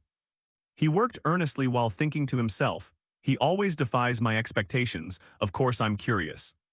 Turning back to Ryoga, he was now dissecting the corpse, separating the flesh. The monster's body gradually decayed. Cronus appeared from nowhere and asked, oh, making undead, Ryoga replied in his head, you can never have enough firepower. The system displayed a notification, skeleton completion rate high, all stats increased by 100%. He reached back to command extraction. Rinya immediately handed him the vial. As the drop fell, the system announced, stability quality is affecting the skeleton creation process. The skeleton's attributes were specialized toward defense. Hearing the notice, Ryoga was intrigued. Oh, this one would make a decent bodyguard. Very quickly, the skeleton stood up. Immortal Bone Guard rank 2-star. He stood before the Bone Guard and instructed, when I use life absorption, you must take care to protect me thoroughly. Remember that. It quickly nodded, pleasing Ryoga. Good, very good, do as instructed. Rinya finally had time to look at it. Why bones this time? Ryoga modestly explained. Bones have many advantages. They're lightweight and never rot without processing. In truth, Ryoga remained a capitalist at heart. Unlike zombies with time limits, as long as he kept supplying souls, he could use these bones until they wore out. Life absorption is a melee skill, so I need a guard whenever I use it. That deeper thought impressed Rinya. This guy doesn't just make skeletons, he even thought about maintaining them long-term. No wonder I never tire of watching him. Then Ryoga left the bone guard with him. Rinya, I have some business to take care of, so I'm leaving it in your care. Rinya asked awkwardly, where are you going at this hour? Ryoga nonchalantly revealed, to Pantheon, I just received a notice that I need to claim a holy skill because I leveled up. Rinya went blank for a moment. After a moment he rebooted, what, a holy skill, wait, what do you mean? He couldn't imagine you're a cleric. He sighed and replied calmly, Actually, I'm quite a devout believer. Renias screamed, clutching his head to deny it. No way, absolutely not, that's impossible. Even if the world were turned upside down, seeing his stubbornness, Ryoga thought helplessly, it's true. Then he asked seriously, have you finished registering the patent for the intermediate medicine? Renia nodded firmly, yes, we can proceed with approval soon. Ryoga nodded in admiration, quick work. Renia replied enthusiastically, the longer we wait, the more competitors will appear. I'm not one to procrastinate. He frowned, a hint of speculation on his face. The only issue is promotion. The exhibition isn't until next year. Ryoga decided, then give me a few vials. I'll advertise for you if I get the chance. Renia didn't hesitate and handed him a vial. Thanks, I owe you one. Ryoga held the vial with a proud look. If this succeeds, we'll make a huge profit. Thinking that, he couldn't help bursting into delighted laughter. In the end, money really does make the world go round. Seeing that sinister smile, Renia frowned and wondered, is he really a cleric? In another respect, the Pantheon suddenly appeared after the great catastrophe. Most people came here to receive divine skills and blessings from the stars. The moment Ryoga set foot here, he sensed a special atmosphere. Cronus beside him remarked, what a worldly place.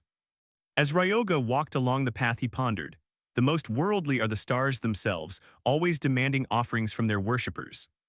At a mysterious building, Cronus looked around and said, yet I feel no divine presence from these relics. Ryoga wondered inwardly, how can people leave such valuable things lying on the ground? He panted wearily, striding forward as he said, damn it, are there really no escalators or elevators here? He looked up at the towering spire and said, do they mean we must prove our sincerity to be granted an audience with their great gods? There's still a long way to go. The road to the gods has 108 steps.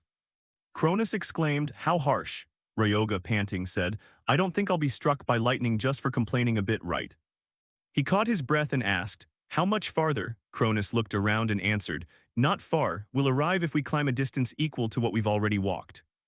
Hearing that, Ryoga trudged on, complaining, so we've only gone halfway. Cronus nodded in agreement, you could say that. Ryoga panted as he walked, if I go through all this trouble and get nothing out of it, there'll be big trouble. Before long, the sun rose to its peak. Ryoga kept climbing the long, unending staircase. After a long trek, Ryoga finally entered a special chamber. He glanced up at the ceiling, thinking something to himself. The system gradually displayed a notification. Cronus laughed out loud, this is ridiculous. Ryoga frowned and warned, could you be quiet for a moment? Cronus suddenly frowned, his expression turning serious. Then I suppose it's my turn. Immediately after, he seemed to be summoning power. His finger rose slightly to a point in midair and pressed. The system displayed a notification, registration successful. Then the system showed the holy skills he received. First was impure benediction, followed by pinch punishment. After everything appeared, Cronus looked at him and laughed. See, I have bestowed these upon you. Ryoga nodded, seeming pleased. Quite good. The moment he got Ryoga's nod, Cronus burst out laughing. This is my greatness. At that moment, another system notification appeared. To continue shining in the Pantheon, achieve more accomplishments and gain praise. The current star is too weak to attract worshippers. Please raise the star's divinity. After reading it, Ryoga sneered. It says that. Cronus cursed angrily in his head. What a piece of trash system.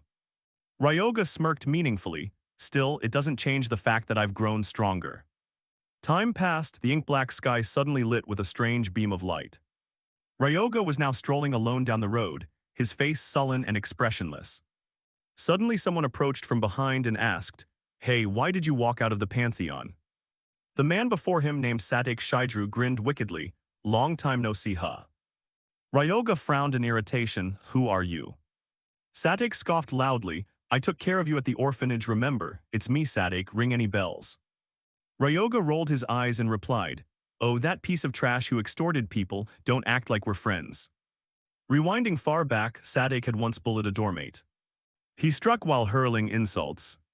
Just then Ryoga appeared and gave him a memorable punch.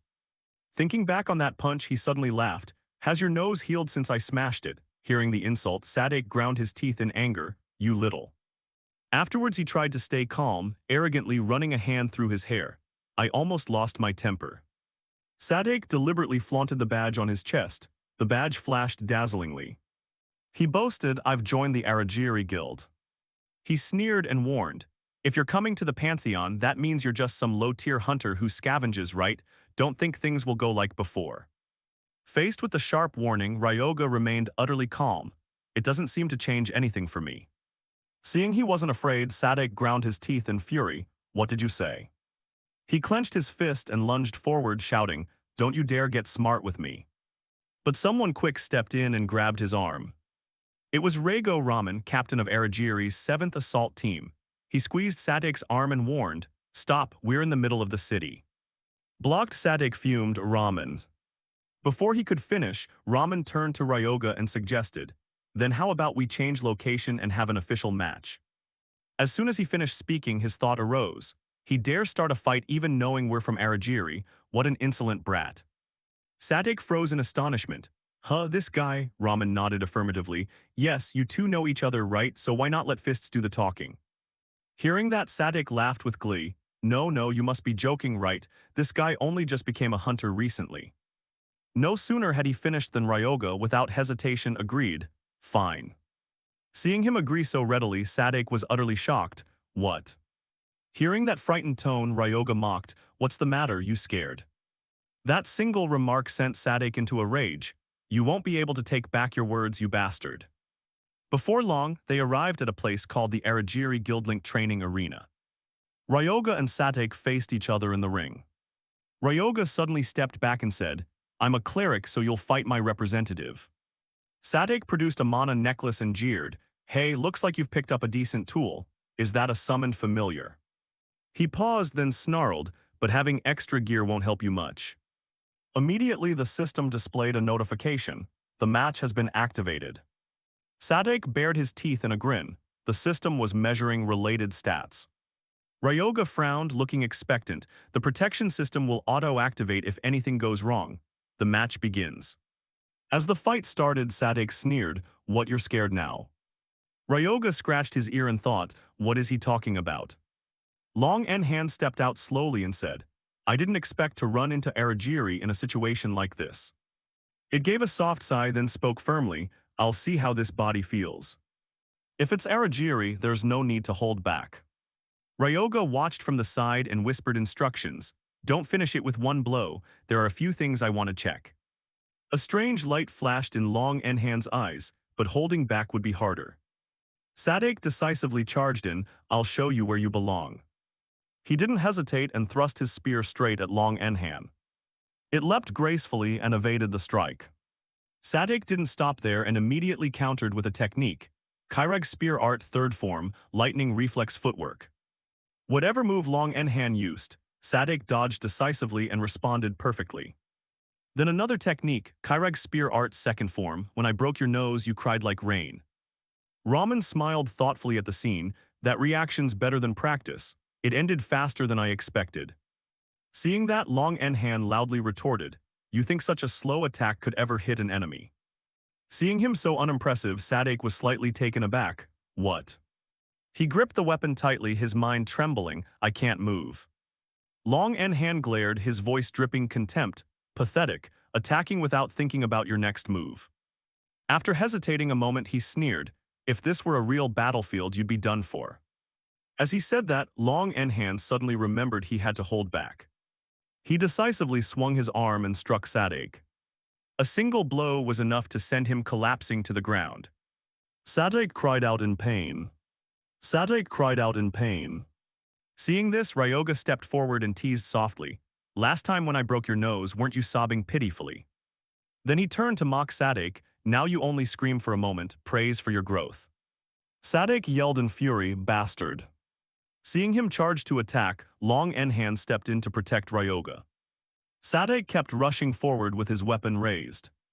Long Enhan stomped his foot fiercely.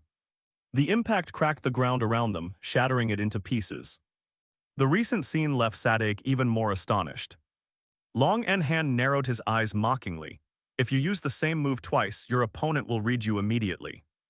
No sooner had he finished speaking than he delivered a straight kick to the man's leg. One kick snapped Sadek's leg bone in two. Pain surged through him and he rolled his eyes, screaming. Long Enhan smiled eerily, it's over. As if on top of that, he added one final slam. Seeing that, Sadek froze, his face going pale. It's over. At the critical moment, someone shouted to stop them. Stop! Ramen clenched his fist in anger and stormed forward. Seeing Ramen so furious, Ryoga grinned smugly. They stopped sooner than I expected.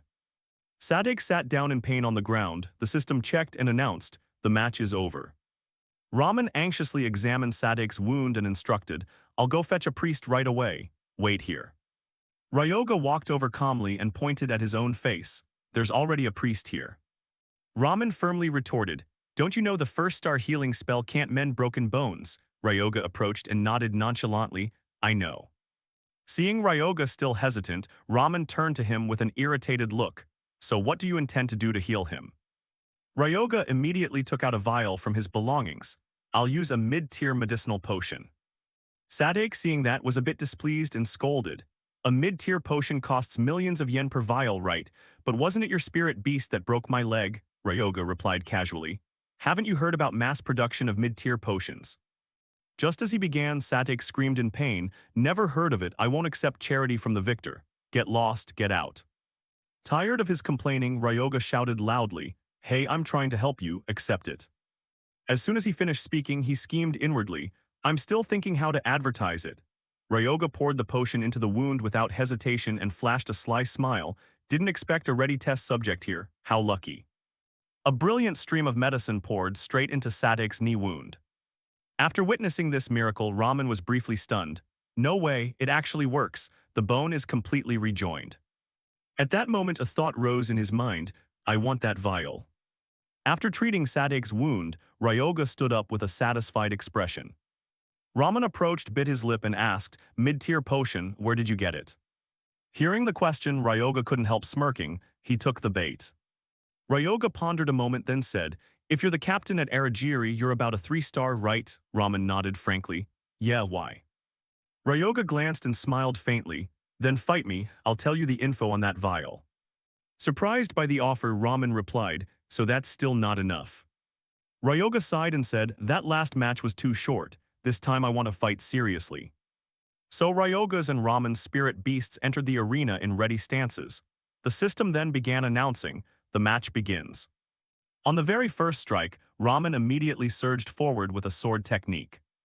Piercing thrust sword art 5th form, a razor-sharp assault. At the first clash, he thought to himself, impressive that you could react to Sadek's stab.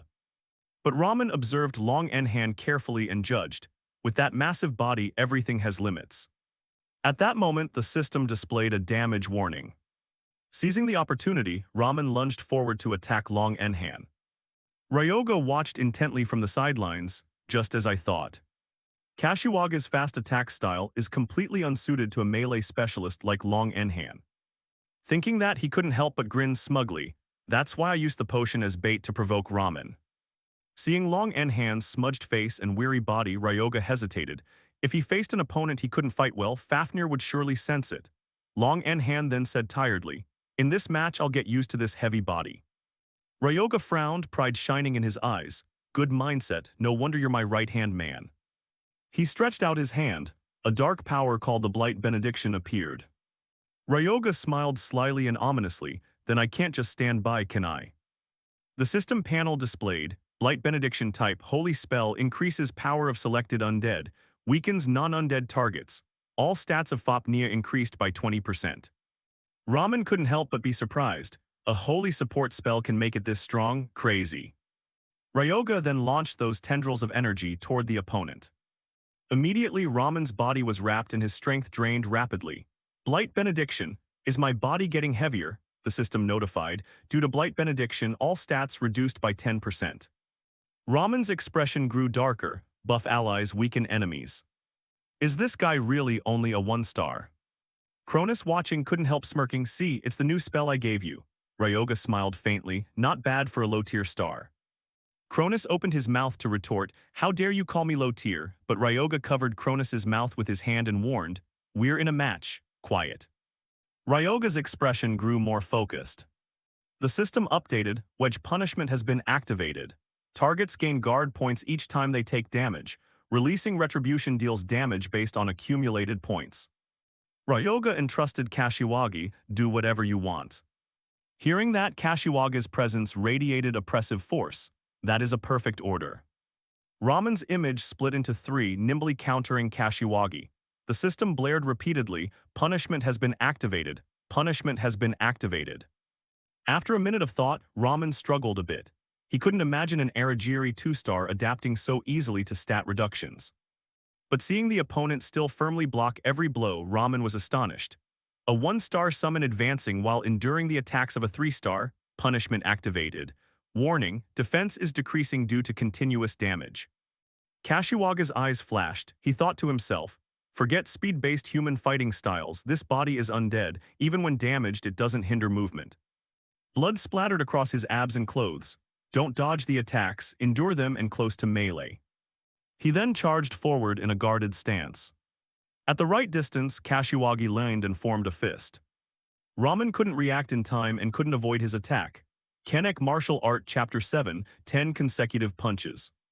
Kashiwagi unleashed volley after volley of crushing punches at his opponent.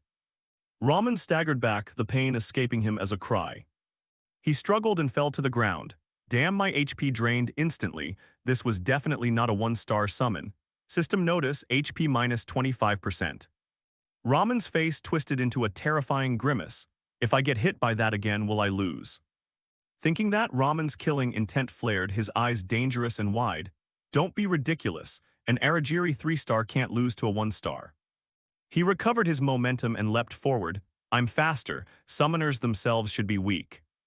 Before Kashiwagi could react, Raman had already darted past at high speed. This time his target was Ryoga. Excitement surged through Raman as he believed victory was assured. Piercing thrust sword art 12th form, penetration. The sharp sword tip lunged toward Ryoga. But Ryoga remained utterly calm. I knew you'd do that. Then he raised his hand and flicked lightly, releasing wedge punishment. Instantly an invisible force unexpectedly appeared and sent Raman flying.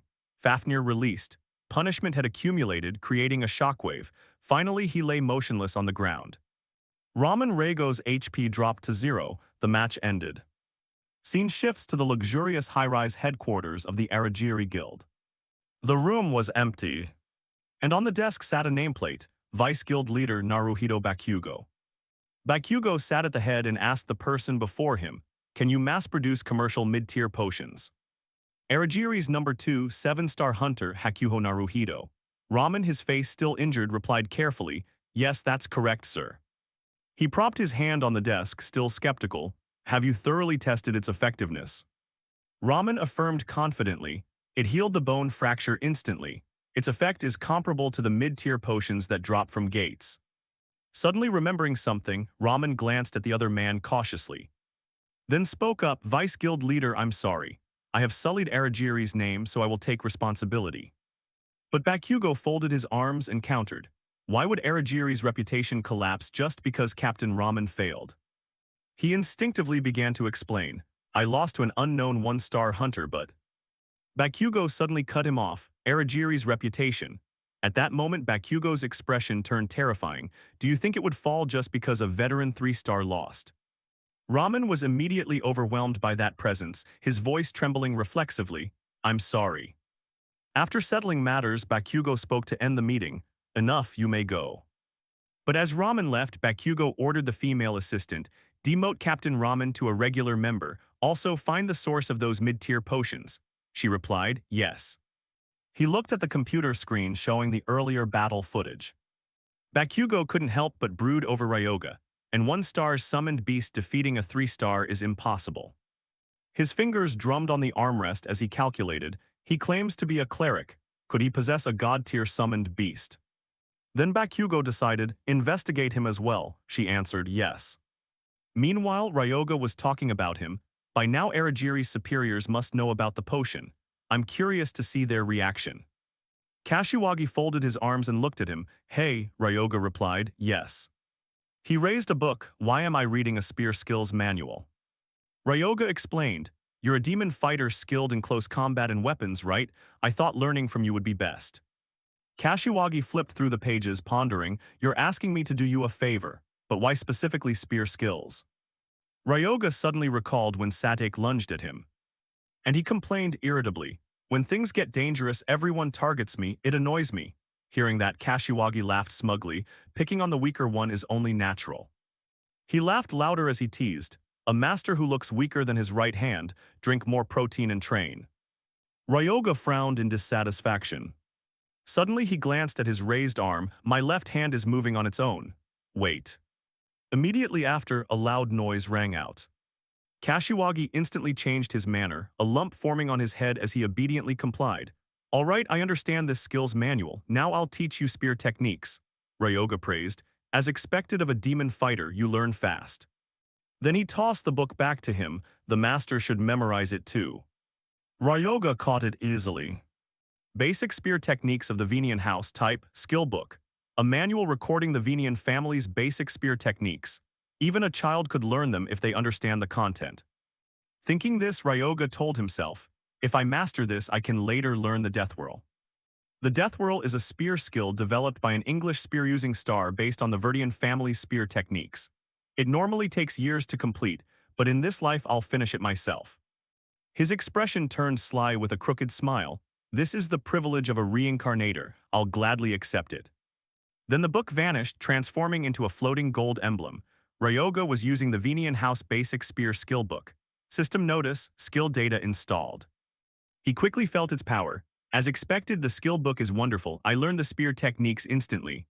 First form thrust, second form instant thrust, third form wind rotational sweep, fourth form staff strike, fifth form violent sweep, sixth form full force thrust, 6 forms in total, quite simple." Suddenly Kashiwagi sprang up. "As you said, I'm excellent at teaching."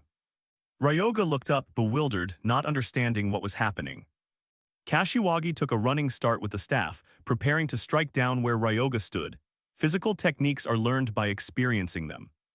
Immediately after, a thunderous explosion erupted, dirt and dust blasting into the air. When the air cleared, Kashiwagi was ready for training. "Now, master, begin practical training." The summoner's guardian adjusted its stance, the spear in its hand a natural extension of the giant blue body.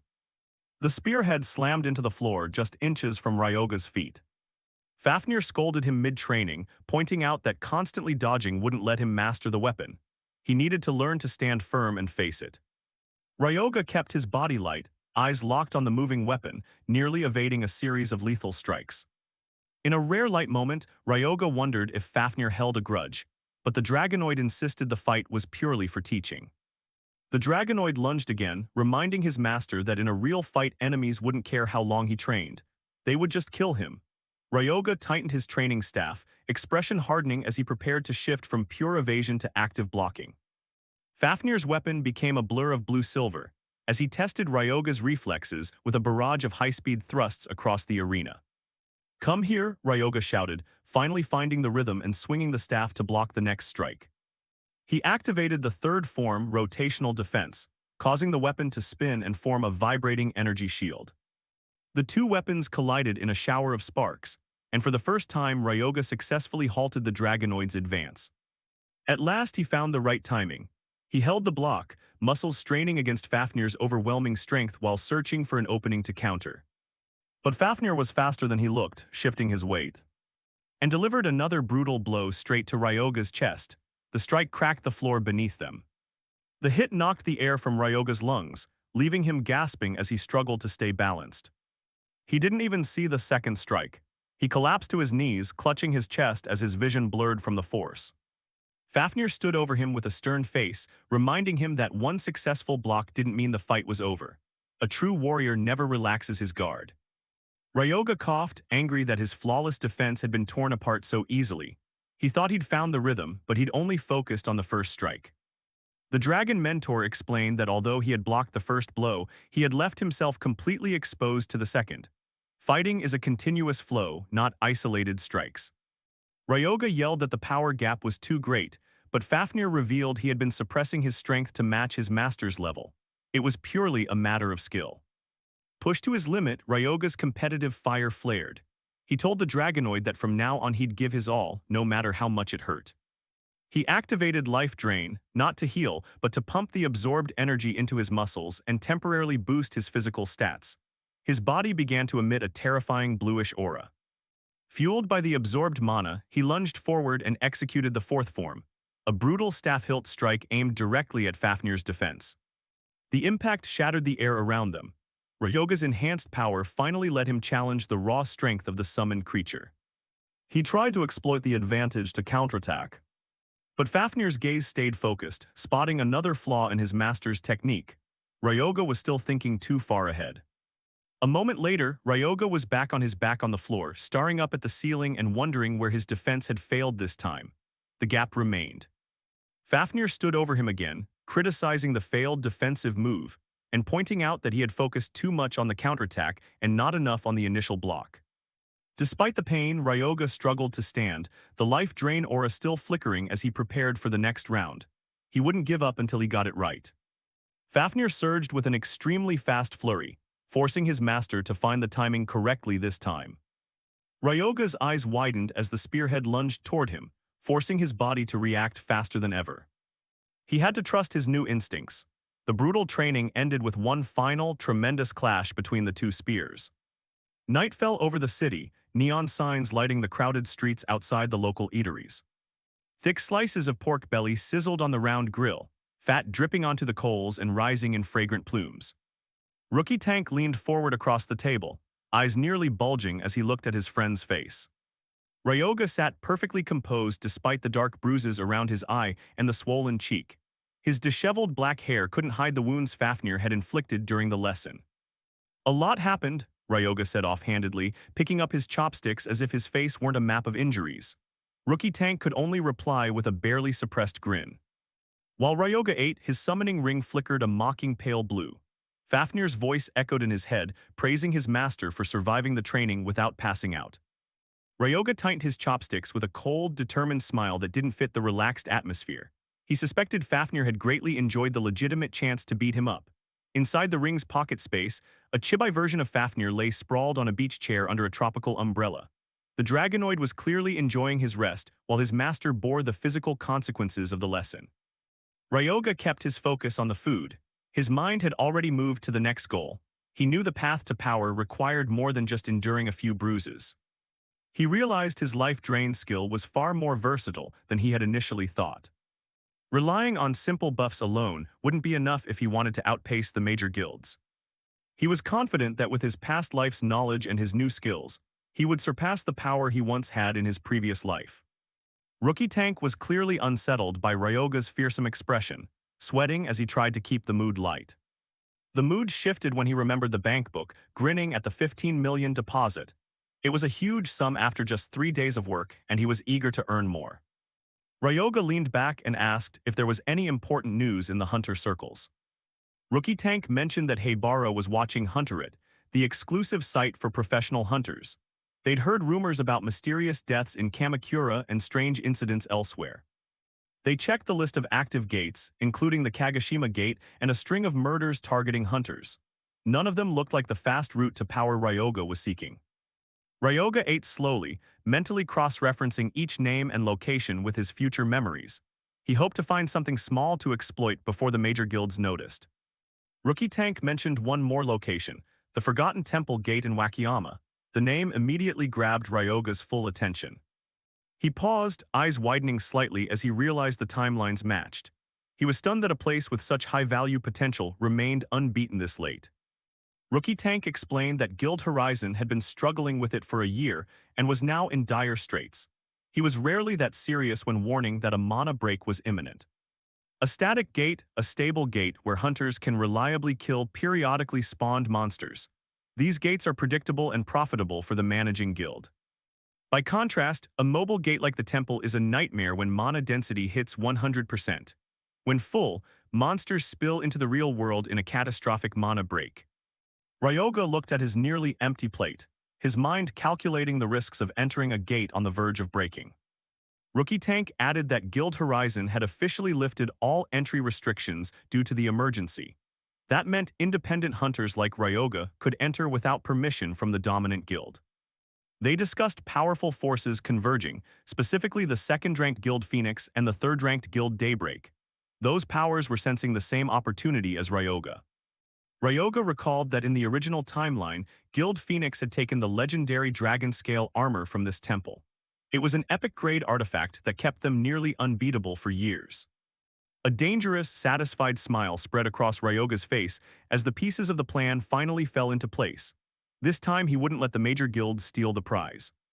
Ryoga realized that owning the dragon-scale armor combined with his new spear skills would be the perfect foundation for his revenge.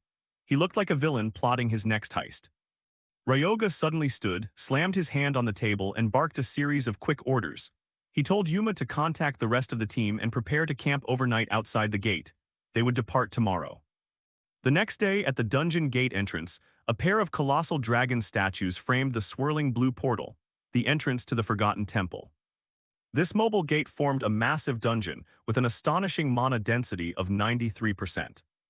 Outside, a campsite had sprung up as hunters from everywhere gathered to raid the dungeon.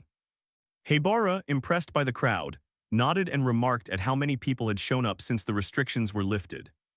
Yuma asked Ryoga if they should pitch their own tent while they waited. Ryoga said they'd spend their time inside the gate.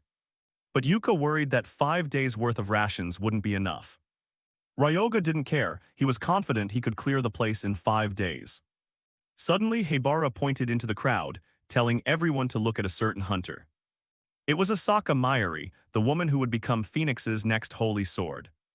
Ryoga recognized her immediately, knowing she was the one who took the dragon-scale armor here in the original timeline. In her previous life, she was a legendary prodigy, but her career ended tragically during a gate raid. Yuma nudged him again, pointing out another top contender in the group. Across the way was Gouda, a martial artist from Guild Daybreak. In the future, he would be known as Iron Fist and become one of Japan's powerful representatives. Ryoga realized all the future famous figures had gathered here for this raid. Yuma began sweating, wondering if their team could really clear the gate before all these legends did.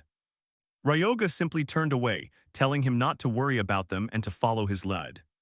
He had made his decision. He would be the one to clear the temple and claim that armor. The team rushed toward the gate, ignoring glances from the other hunters. As they crossed the threshold, a system announcement confirmed they had entered the Forgotten Temple. As soon as they stepped inside, Ryoga activated the ring on his hand, summoning his creature. The Dragonian Trial Guardian appeared in a massive dark burst of energy, taller than everyone else. The colossal being stood towering in the relic's shadows, its blue scales emitting a dim glow. The teammates were visibly shaken, asking if Ryoga planned to turn them into undead. He gave them a cold look and said he didn't casually turn anyone into a puppet.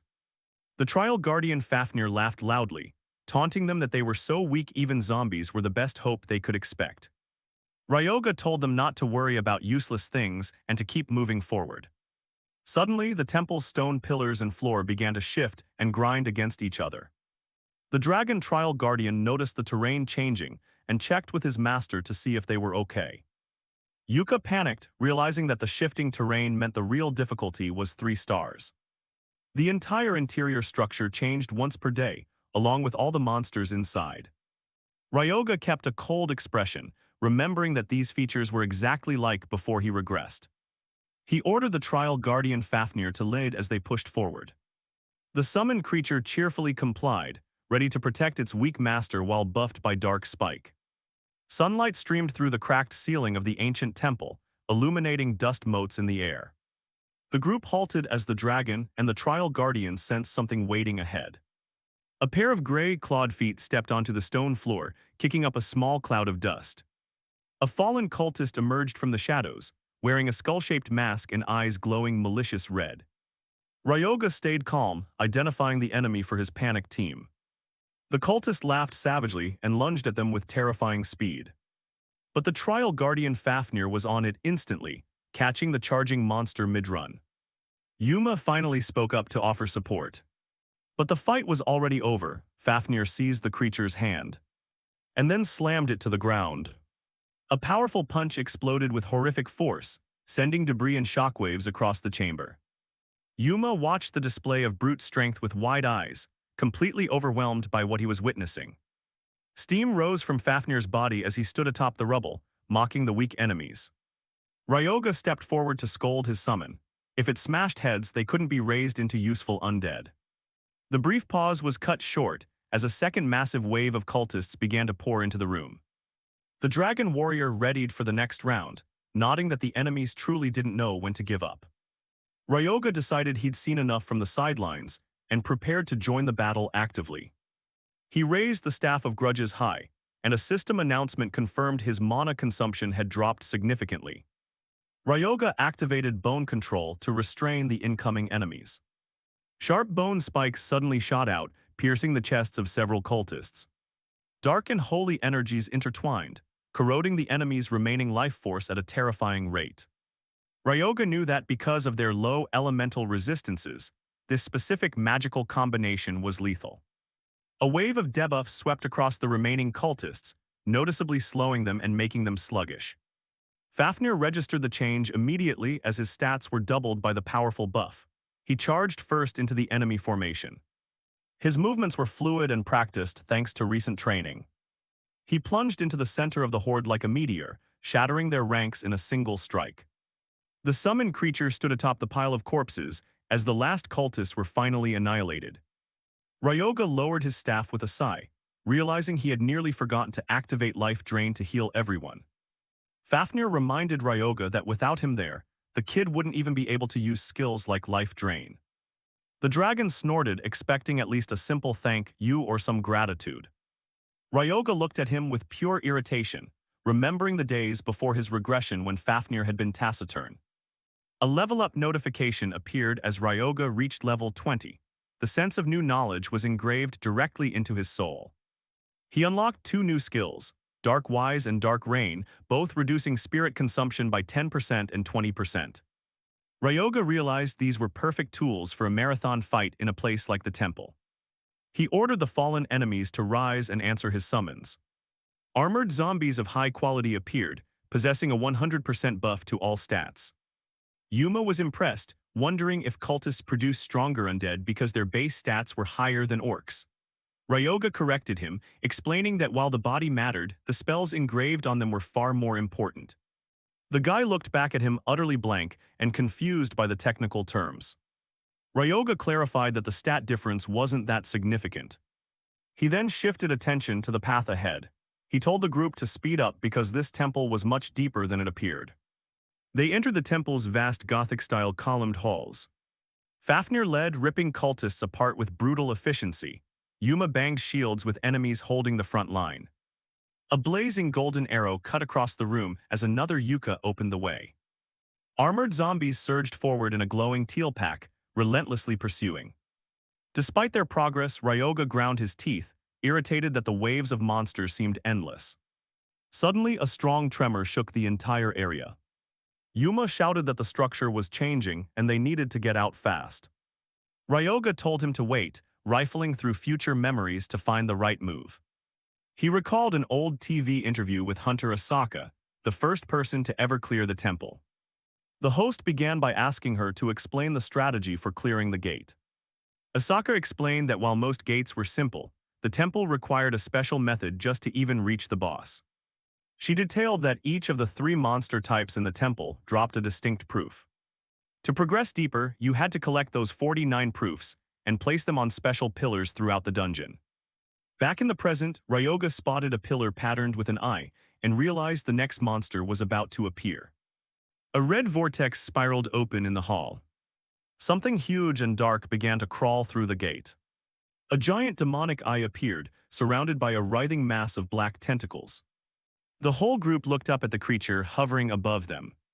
The central eye flashed a fierce red light, charging an attack.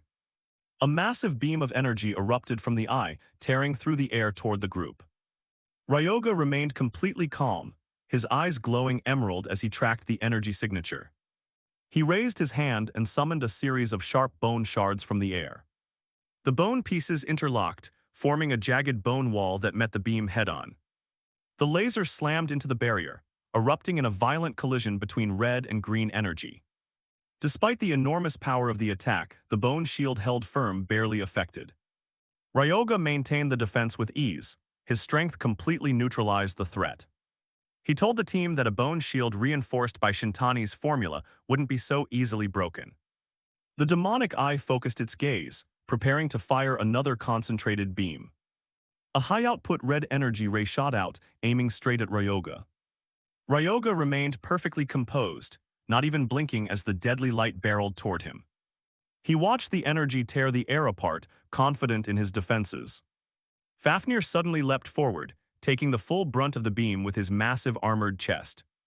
The dragon stood firm, telling his master to fall back so he could bear the heavy load. The eye fired its attack beam once more. The beam's horrific heat pressed against Fafnir, but his scales held steady under the pressure. Ryoga observed from behind, assessing the summon's remarkable durability. He explained he'd poured immense effort into crafting this body, so a simple 2-star attack wouldn't melt the scales. Fafnir agreed, realizing he truly had nothing to fear in this fight. He lunged at the demonic eye, ready to end the encounter. With a terrifying downward slash, he smashed the monster straight onto the floor.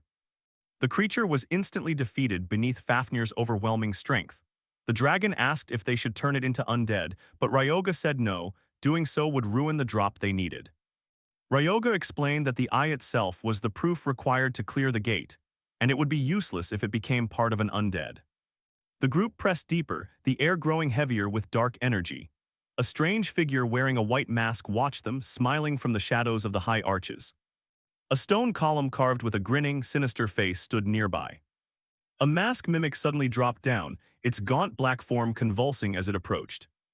Yuka was visibly unsettled by the creature's creepy appearance. The mask mimic cast a withering curse.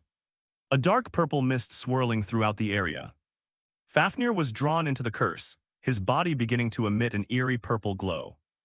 A system window confirmed Fafnir's stats were dropping due to the mimic's ability. The mask mimic emitted a low, predatory growl as it prepared to strike. Ryoga considered using Impure Blessing to counter it. Recognizing that the curse shared the dark attribute of spirit, a small emerald flame flickered on Fafnir's finger as he began to resist the effect. The dragon explained his plan. If the curse was a dark attribute attack, he only needed to suppress it with a stronger form of dark energy. Ryoga was surprised to see Fafnir had dispelled the curse on his own. He looked at his summon, impressed by the astonishing instinct to realize that on its own. The mask mimic lunged forward, spewing a stream of purple energy called the Withering Curse. Ryoga Chinan stepped up, placing a hand on Fafnir's back, deciding it was time to try a new trick. He activated Impure Blessing, using the dragon as a conduit between his power and the incoming attack.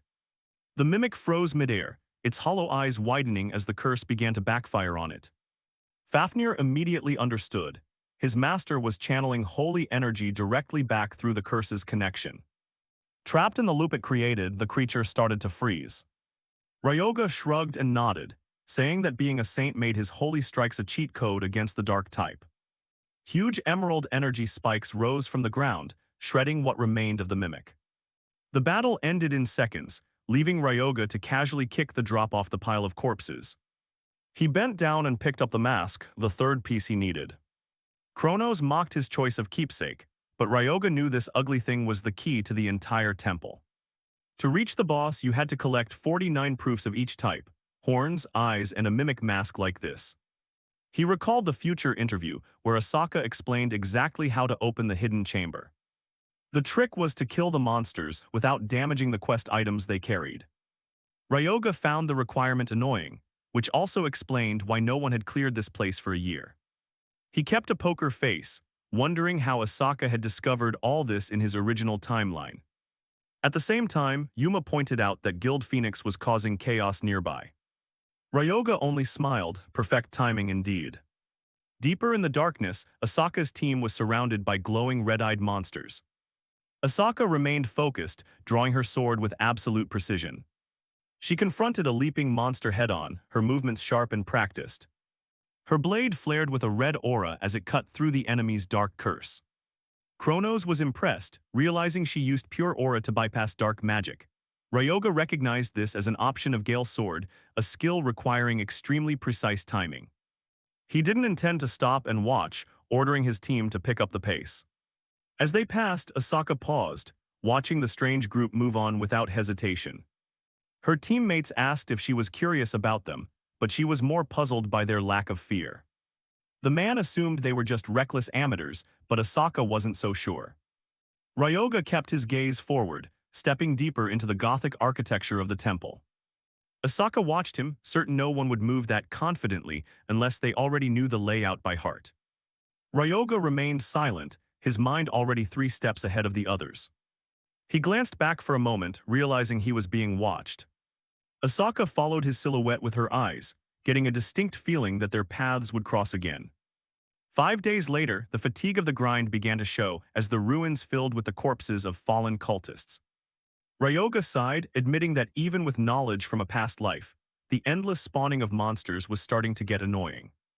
The team members were clearly under pressure, wondering if the monsters would ever stop spawning. A stray cultist tried to sneak up on them while they were distracted. Fafnir wouldn't allow it, swinging his massive, scale-covered fist, smashing the monster into the ground with enough force to crack the stone floor. The impact sent a shockwave rippling through the area.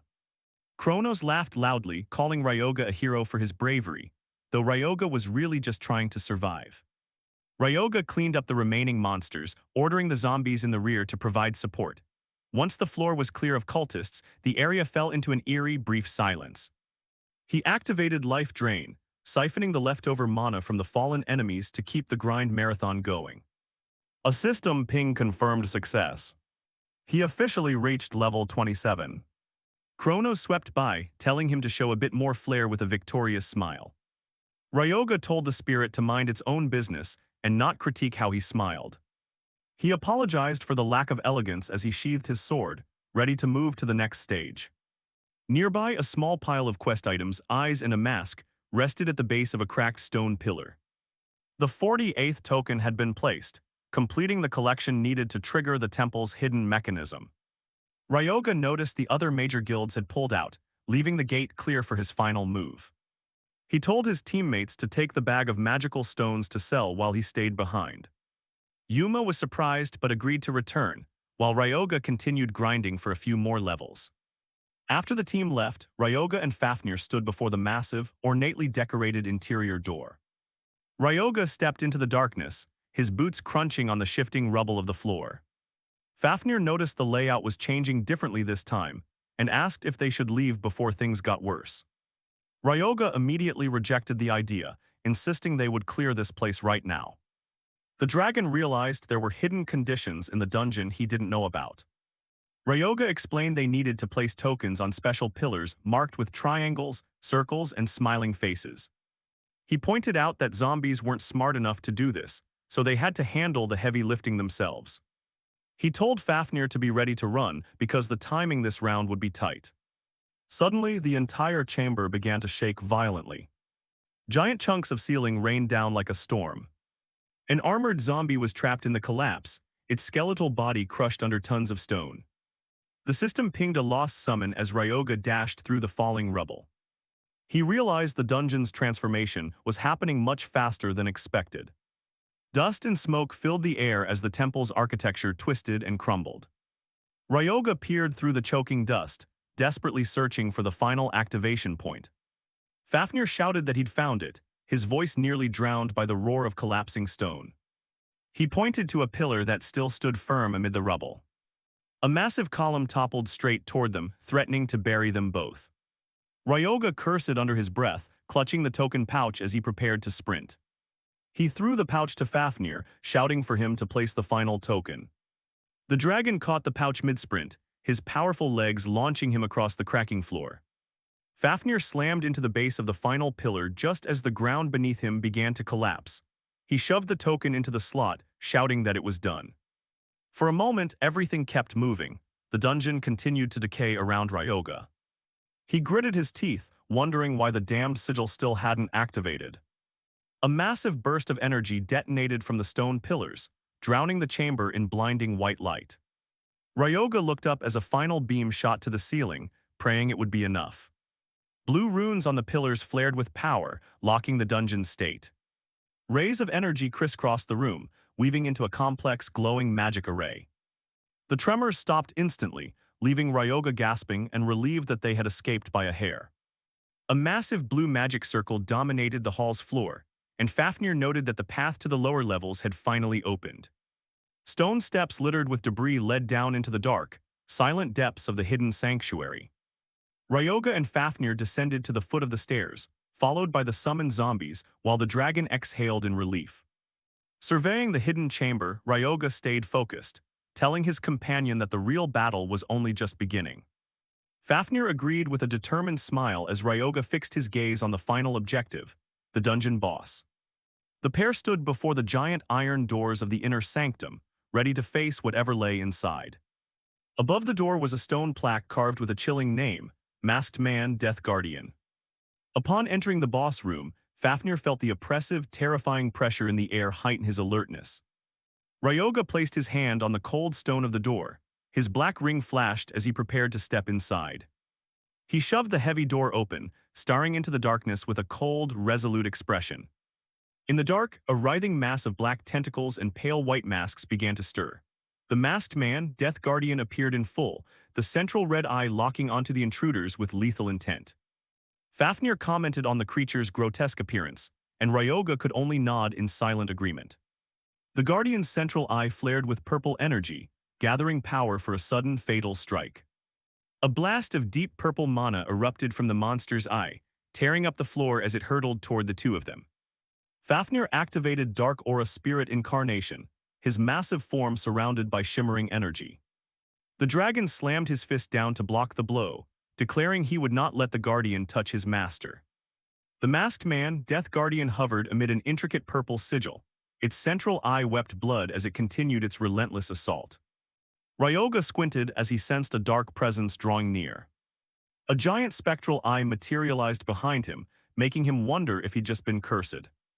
Before him stood the Cayman Jin Death Guardian, a colossal nightmare of masks and tentacles. The porcelain faces on the monster contorted into grotesque, mocking smiles. Fafnir noticed his master's silence and stepped forward. He called out to make sure Ryoga was still focused on the fight. The Guardian had no interest in conversation, vowing a swift death to the intruders. The central eye began to glow with a dangerous purple light. At the same time, the protagonist also broke free from the effects of the mental attack. Ryoga remained perfectly calm, staring at the massive entity. He dispelled the mental pressure with mind purity and prepared a small holy surprise. He struck the undead boss with unholy blessing, forcing its body to deny its very nature. Fafnir realized his master had weaponized holy energy to weaken the foe. Ryoga signaled his summons to take down the monster. The Guardian roared in fury as the holy power began to burn. It gathered a massive purple energy orb between its two horns. A destructive beam of light tore through the room. Fafnir hesitated not for a moment, empowering his legs with a dark aura. He lunged forward, leaving a streak of darkness behind. The lizard charged straight through the core of the energy beam. He closed the distance in the blink of an eye, ready to deliver a heavy blow. The boss screamed when it realized its attack hadn't even slowed him. Fafnir continued his relentless assault, a blur of emerald scales and razor claws. He focused mana, turning his fist to iron to add extra force. A powerful punch struck straight into the creature's thigh. The impact sent the Guardian staggering backward. Suddenly, strange purple bubbles appeared on its skin. Fafnir halted, his body began to smoke where it contacted the boss. His eyes widened as he felt his flesh start to melt away. The Guardian's passive skill was actually melting Fafnir's flesh from his bones. Ryoga wasn't worried, knowing his hybrid power had the perfect counter to decay. He cast Impure Blessing again, instantly regenerating Fafnir's damaged body. With his strength fully restored, Fafnir plunged back into the fight. He unleashed a 10-strike combo, a blur of motion shredding the monster. Each punch landed with brutal precision. He swung his arm, prepping a final explosive blow. A huge hole was blasted straight through the center of the Guardian's knee. Its core immediately detonated. The monster let out one last agonized scream that echoed through the chamber. It clutched its wound, unable to believe its own curse had failed. It tried to swing a final strike, but the motion was utterly pathetic. Fafnir merely mocked it, pointing at the gigantic hole he'd made in its knee. He easily dodged the slow attack, looking completely bored with the fight. Fafnir squinted, focusing on the monster's weakness as it recovered from the previous blow. He realized the creature had begun regenerating its wounds. The lizard complained that the regeneration was annoying and asked Ryoga for the next plan. Ryoga just smirked, activated bone control, and said they only needed to finish it with a single strike. As he spoke, the protagonist hurled shards of bone straight into its thigh. The Guardian screamed in anger, countless eyes twitching as it prepared to counterattack. It cast Dark Wave Curse, warning Ryoga that hitting the same spot wouldn't save him. Fafnir groaned under the pressure of the incoming curse. Ryoga didn't blink, summoning armored zombies into a defensive formation to shield them. Dark energy slammed into the summoned soldiers, crushing them instantly. The undead warriors let out their final howls before dissolving into purple smoke. Ryoga seized the opening and darted through the chaos, moving with surprising speed for a mage. He reached out, his hand glowing as he prepared to release the final seal. The reactive seal was unleashed, spreading across the Guardian's body and locking it in place. Ryoga shouted for Fafnir to strike now while the monster was weakened. Fafnir leapt into the air, muscles coiling as he prepared the finishing blow. His fist glowed with a massive surge of blue mana. He brought down a crushing blow, the impact shaking the entire cathedral. The Guardian was pulverized, its physical form finally collapsing into a mound of darkness. Ryoga stood atop the wreckage, watching the notification confirming he had just reached level 29. He brushed dust from his shoulder, pleased with the 2 levels earned from the boss. Fafnir asked what their main objective was. Ryoga pointed to the altar. Light from the cathedral windows shone on a glowing treasure resting on the stone. Fafnir was impressed by the aura radiating from the red armor on the altar. It was the dragon scale armor, a transcendent tier growth artifact capable of syncing with its user's mana. Ryoga smiled, deciding he'd gladly claim this reward for himself. The moment he touched it, the armor began to transform and wrapped around his hand. He wondered if it really only required physical contact to equip. Layers of scales spread up his arm. Bonding to his body with a surge of purple energy, stats appeared before him, significantly boosting resistance and speed. Ryoga closed his eyes, picturing the perfect shape of the armor so it would adapt to his style. The process completed, leaving him encased in sleek black dragon armor. Fafnir folded his arms, looking very pleased. He said that with this new gear he wouldn't need to hold back during training anymore. The lizard explained he had always worried about hurting his master before, but this armor changed everything. Ryoga stared at him and asked if he was just excited to have a legitimate excuse to hit him. The summon forced a smile, insisting his sole goal was to make Ryoga stronger. Ryoga decided it was time to leave and began to step out as a swirl of blue light wrapped around him. A skill book clattered to the floor near the boss's remains. Ryoga paused and looked back, noticing the item that had fallen. Outside, the twin dragon statues still stood guard as the gate cracked with energy. A system notification confirmed the boss had been defeated, and the gate would close in 3 minutes. The other hunters outside were in disbelief. News spread quickly that the ancient temple had been cleared unexpectedly. They speculated whether major guilds like Phoenix or Daybreak were responsible. Yuma spotted Ryoga emerging from the gate and ran over. He sighed in relief when he saw him alive.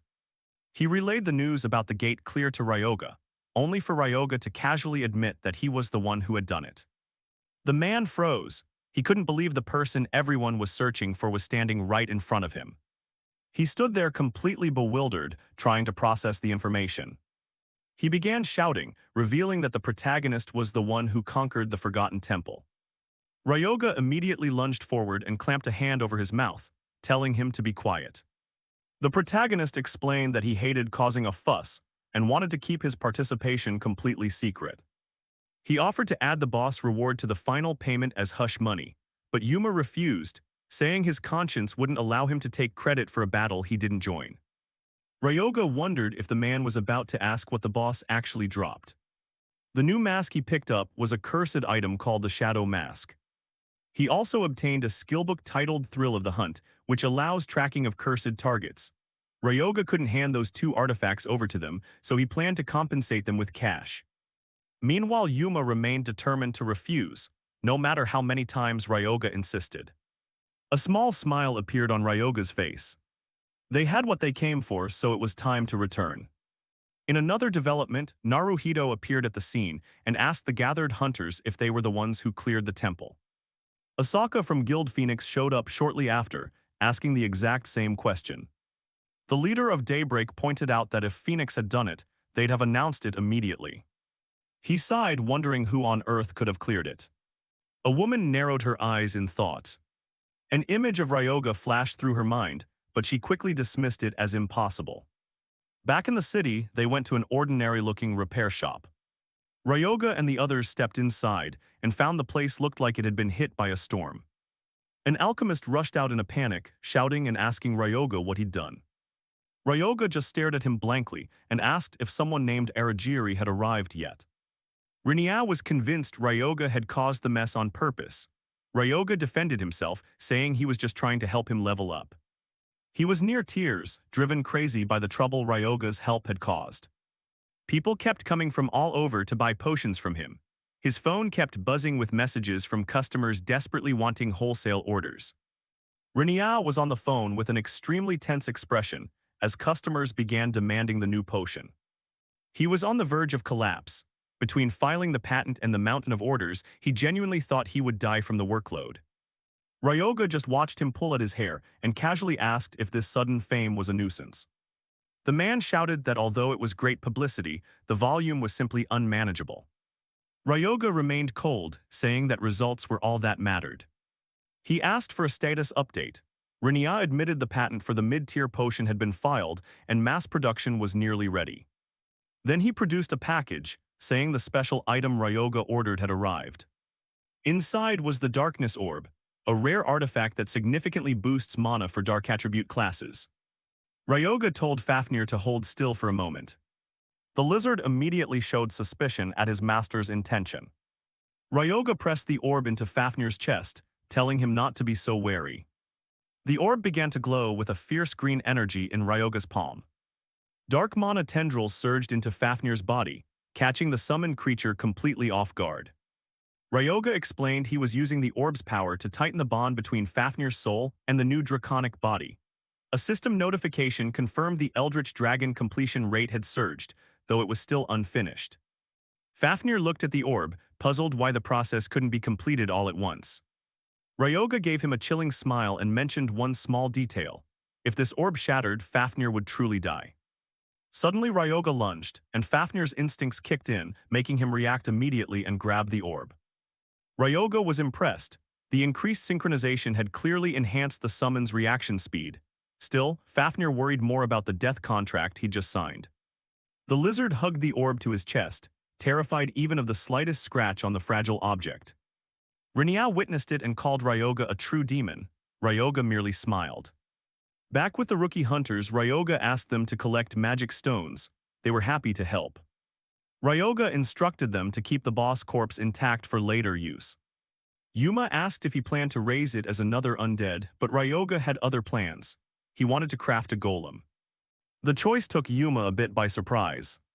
He admitted his current level wasn't high enough to create high-tier undead, so a golem was the next best option. But to do that, he needed materials and a skilled alchemist. Rinia behind them involuntarily shivered. Ryoga only remarked that he already had a top expert in mind. Ryoga smirked, everything was falling into place, now he just needed the right materials. They went to the lowlands, a lawless ruin called Ground Zero where anything was possible for the right price.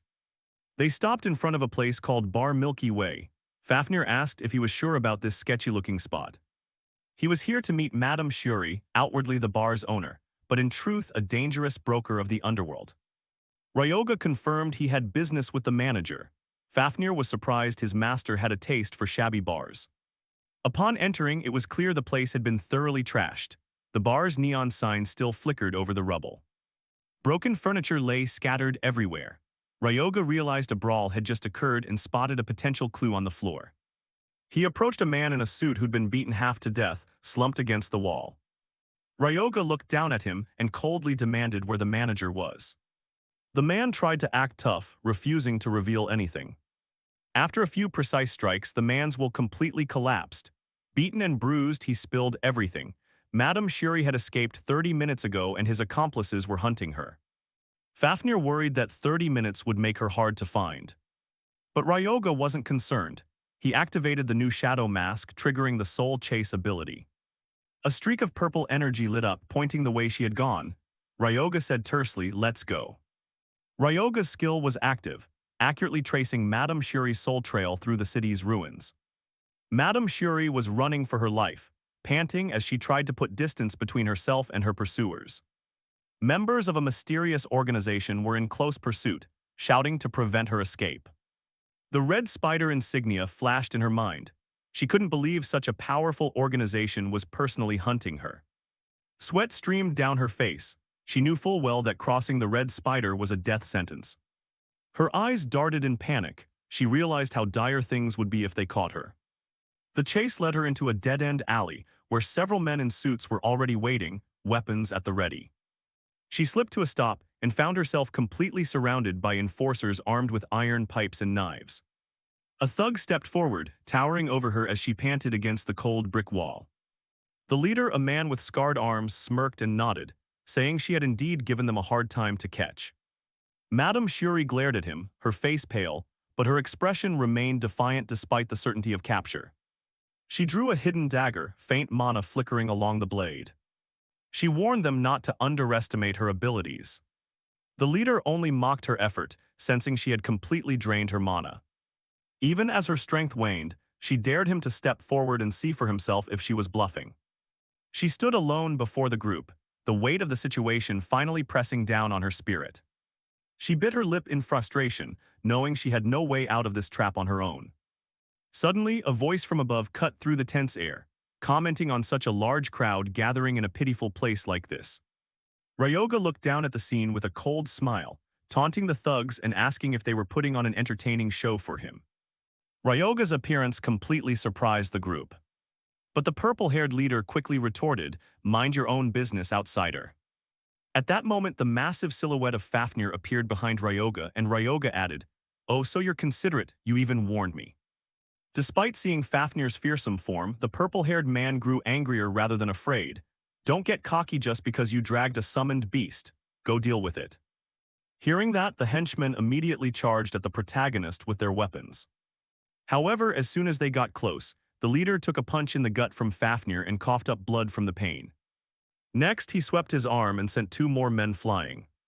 Then came a direct punch that knocked down the man who had just lunged forward. Then another direct punch sent the next attacker flying. The force of the blows was so great that the opposite wall shattered into pieces. At this point, the purple-haired boss had to act. Within a second, two searing flames appeared in his palms. Madame Shuri cried out a warning, "Be careful." On his side, the flames around the purple-haired man grew fiercer. "I'll burn you to ashes," he declared and launched the fire toward Fafnir. Witnessing Fafnir's form engulfed in flames, the remaining henchmen smiled as if victory were assured. However, just seconds later, the purple-haired man's expression changed. Because inside those flames, Fafnir's body was wrapped in a black aura and remained unaffected. Seeing this, the purple-haired man's face went pale and he stammered, "No, my fire doesn't work, what's happening?" Before he could finish, he took a direct punch from Fafnir. His body flew like a sack of rags by momentum, hurtling straight toward the wall. After finishing, Fafnir arrogantly brushed his hands off and said, "This world is vast, remember that."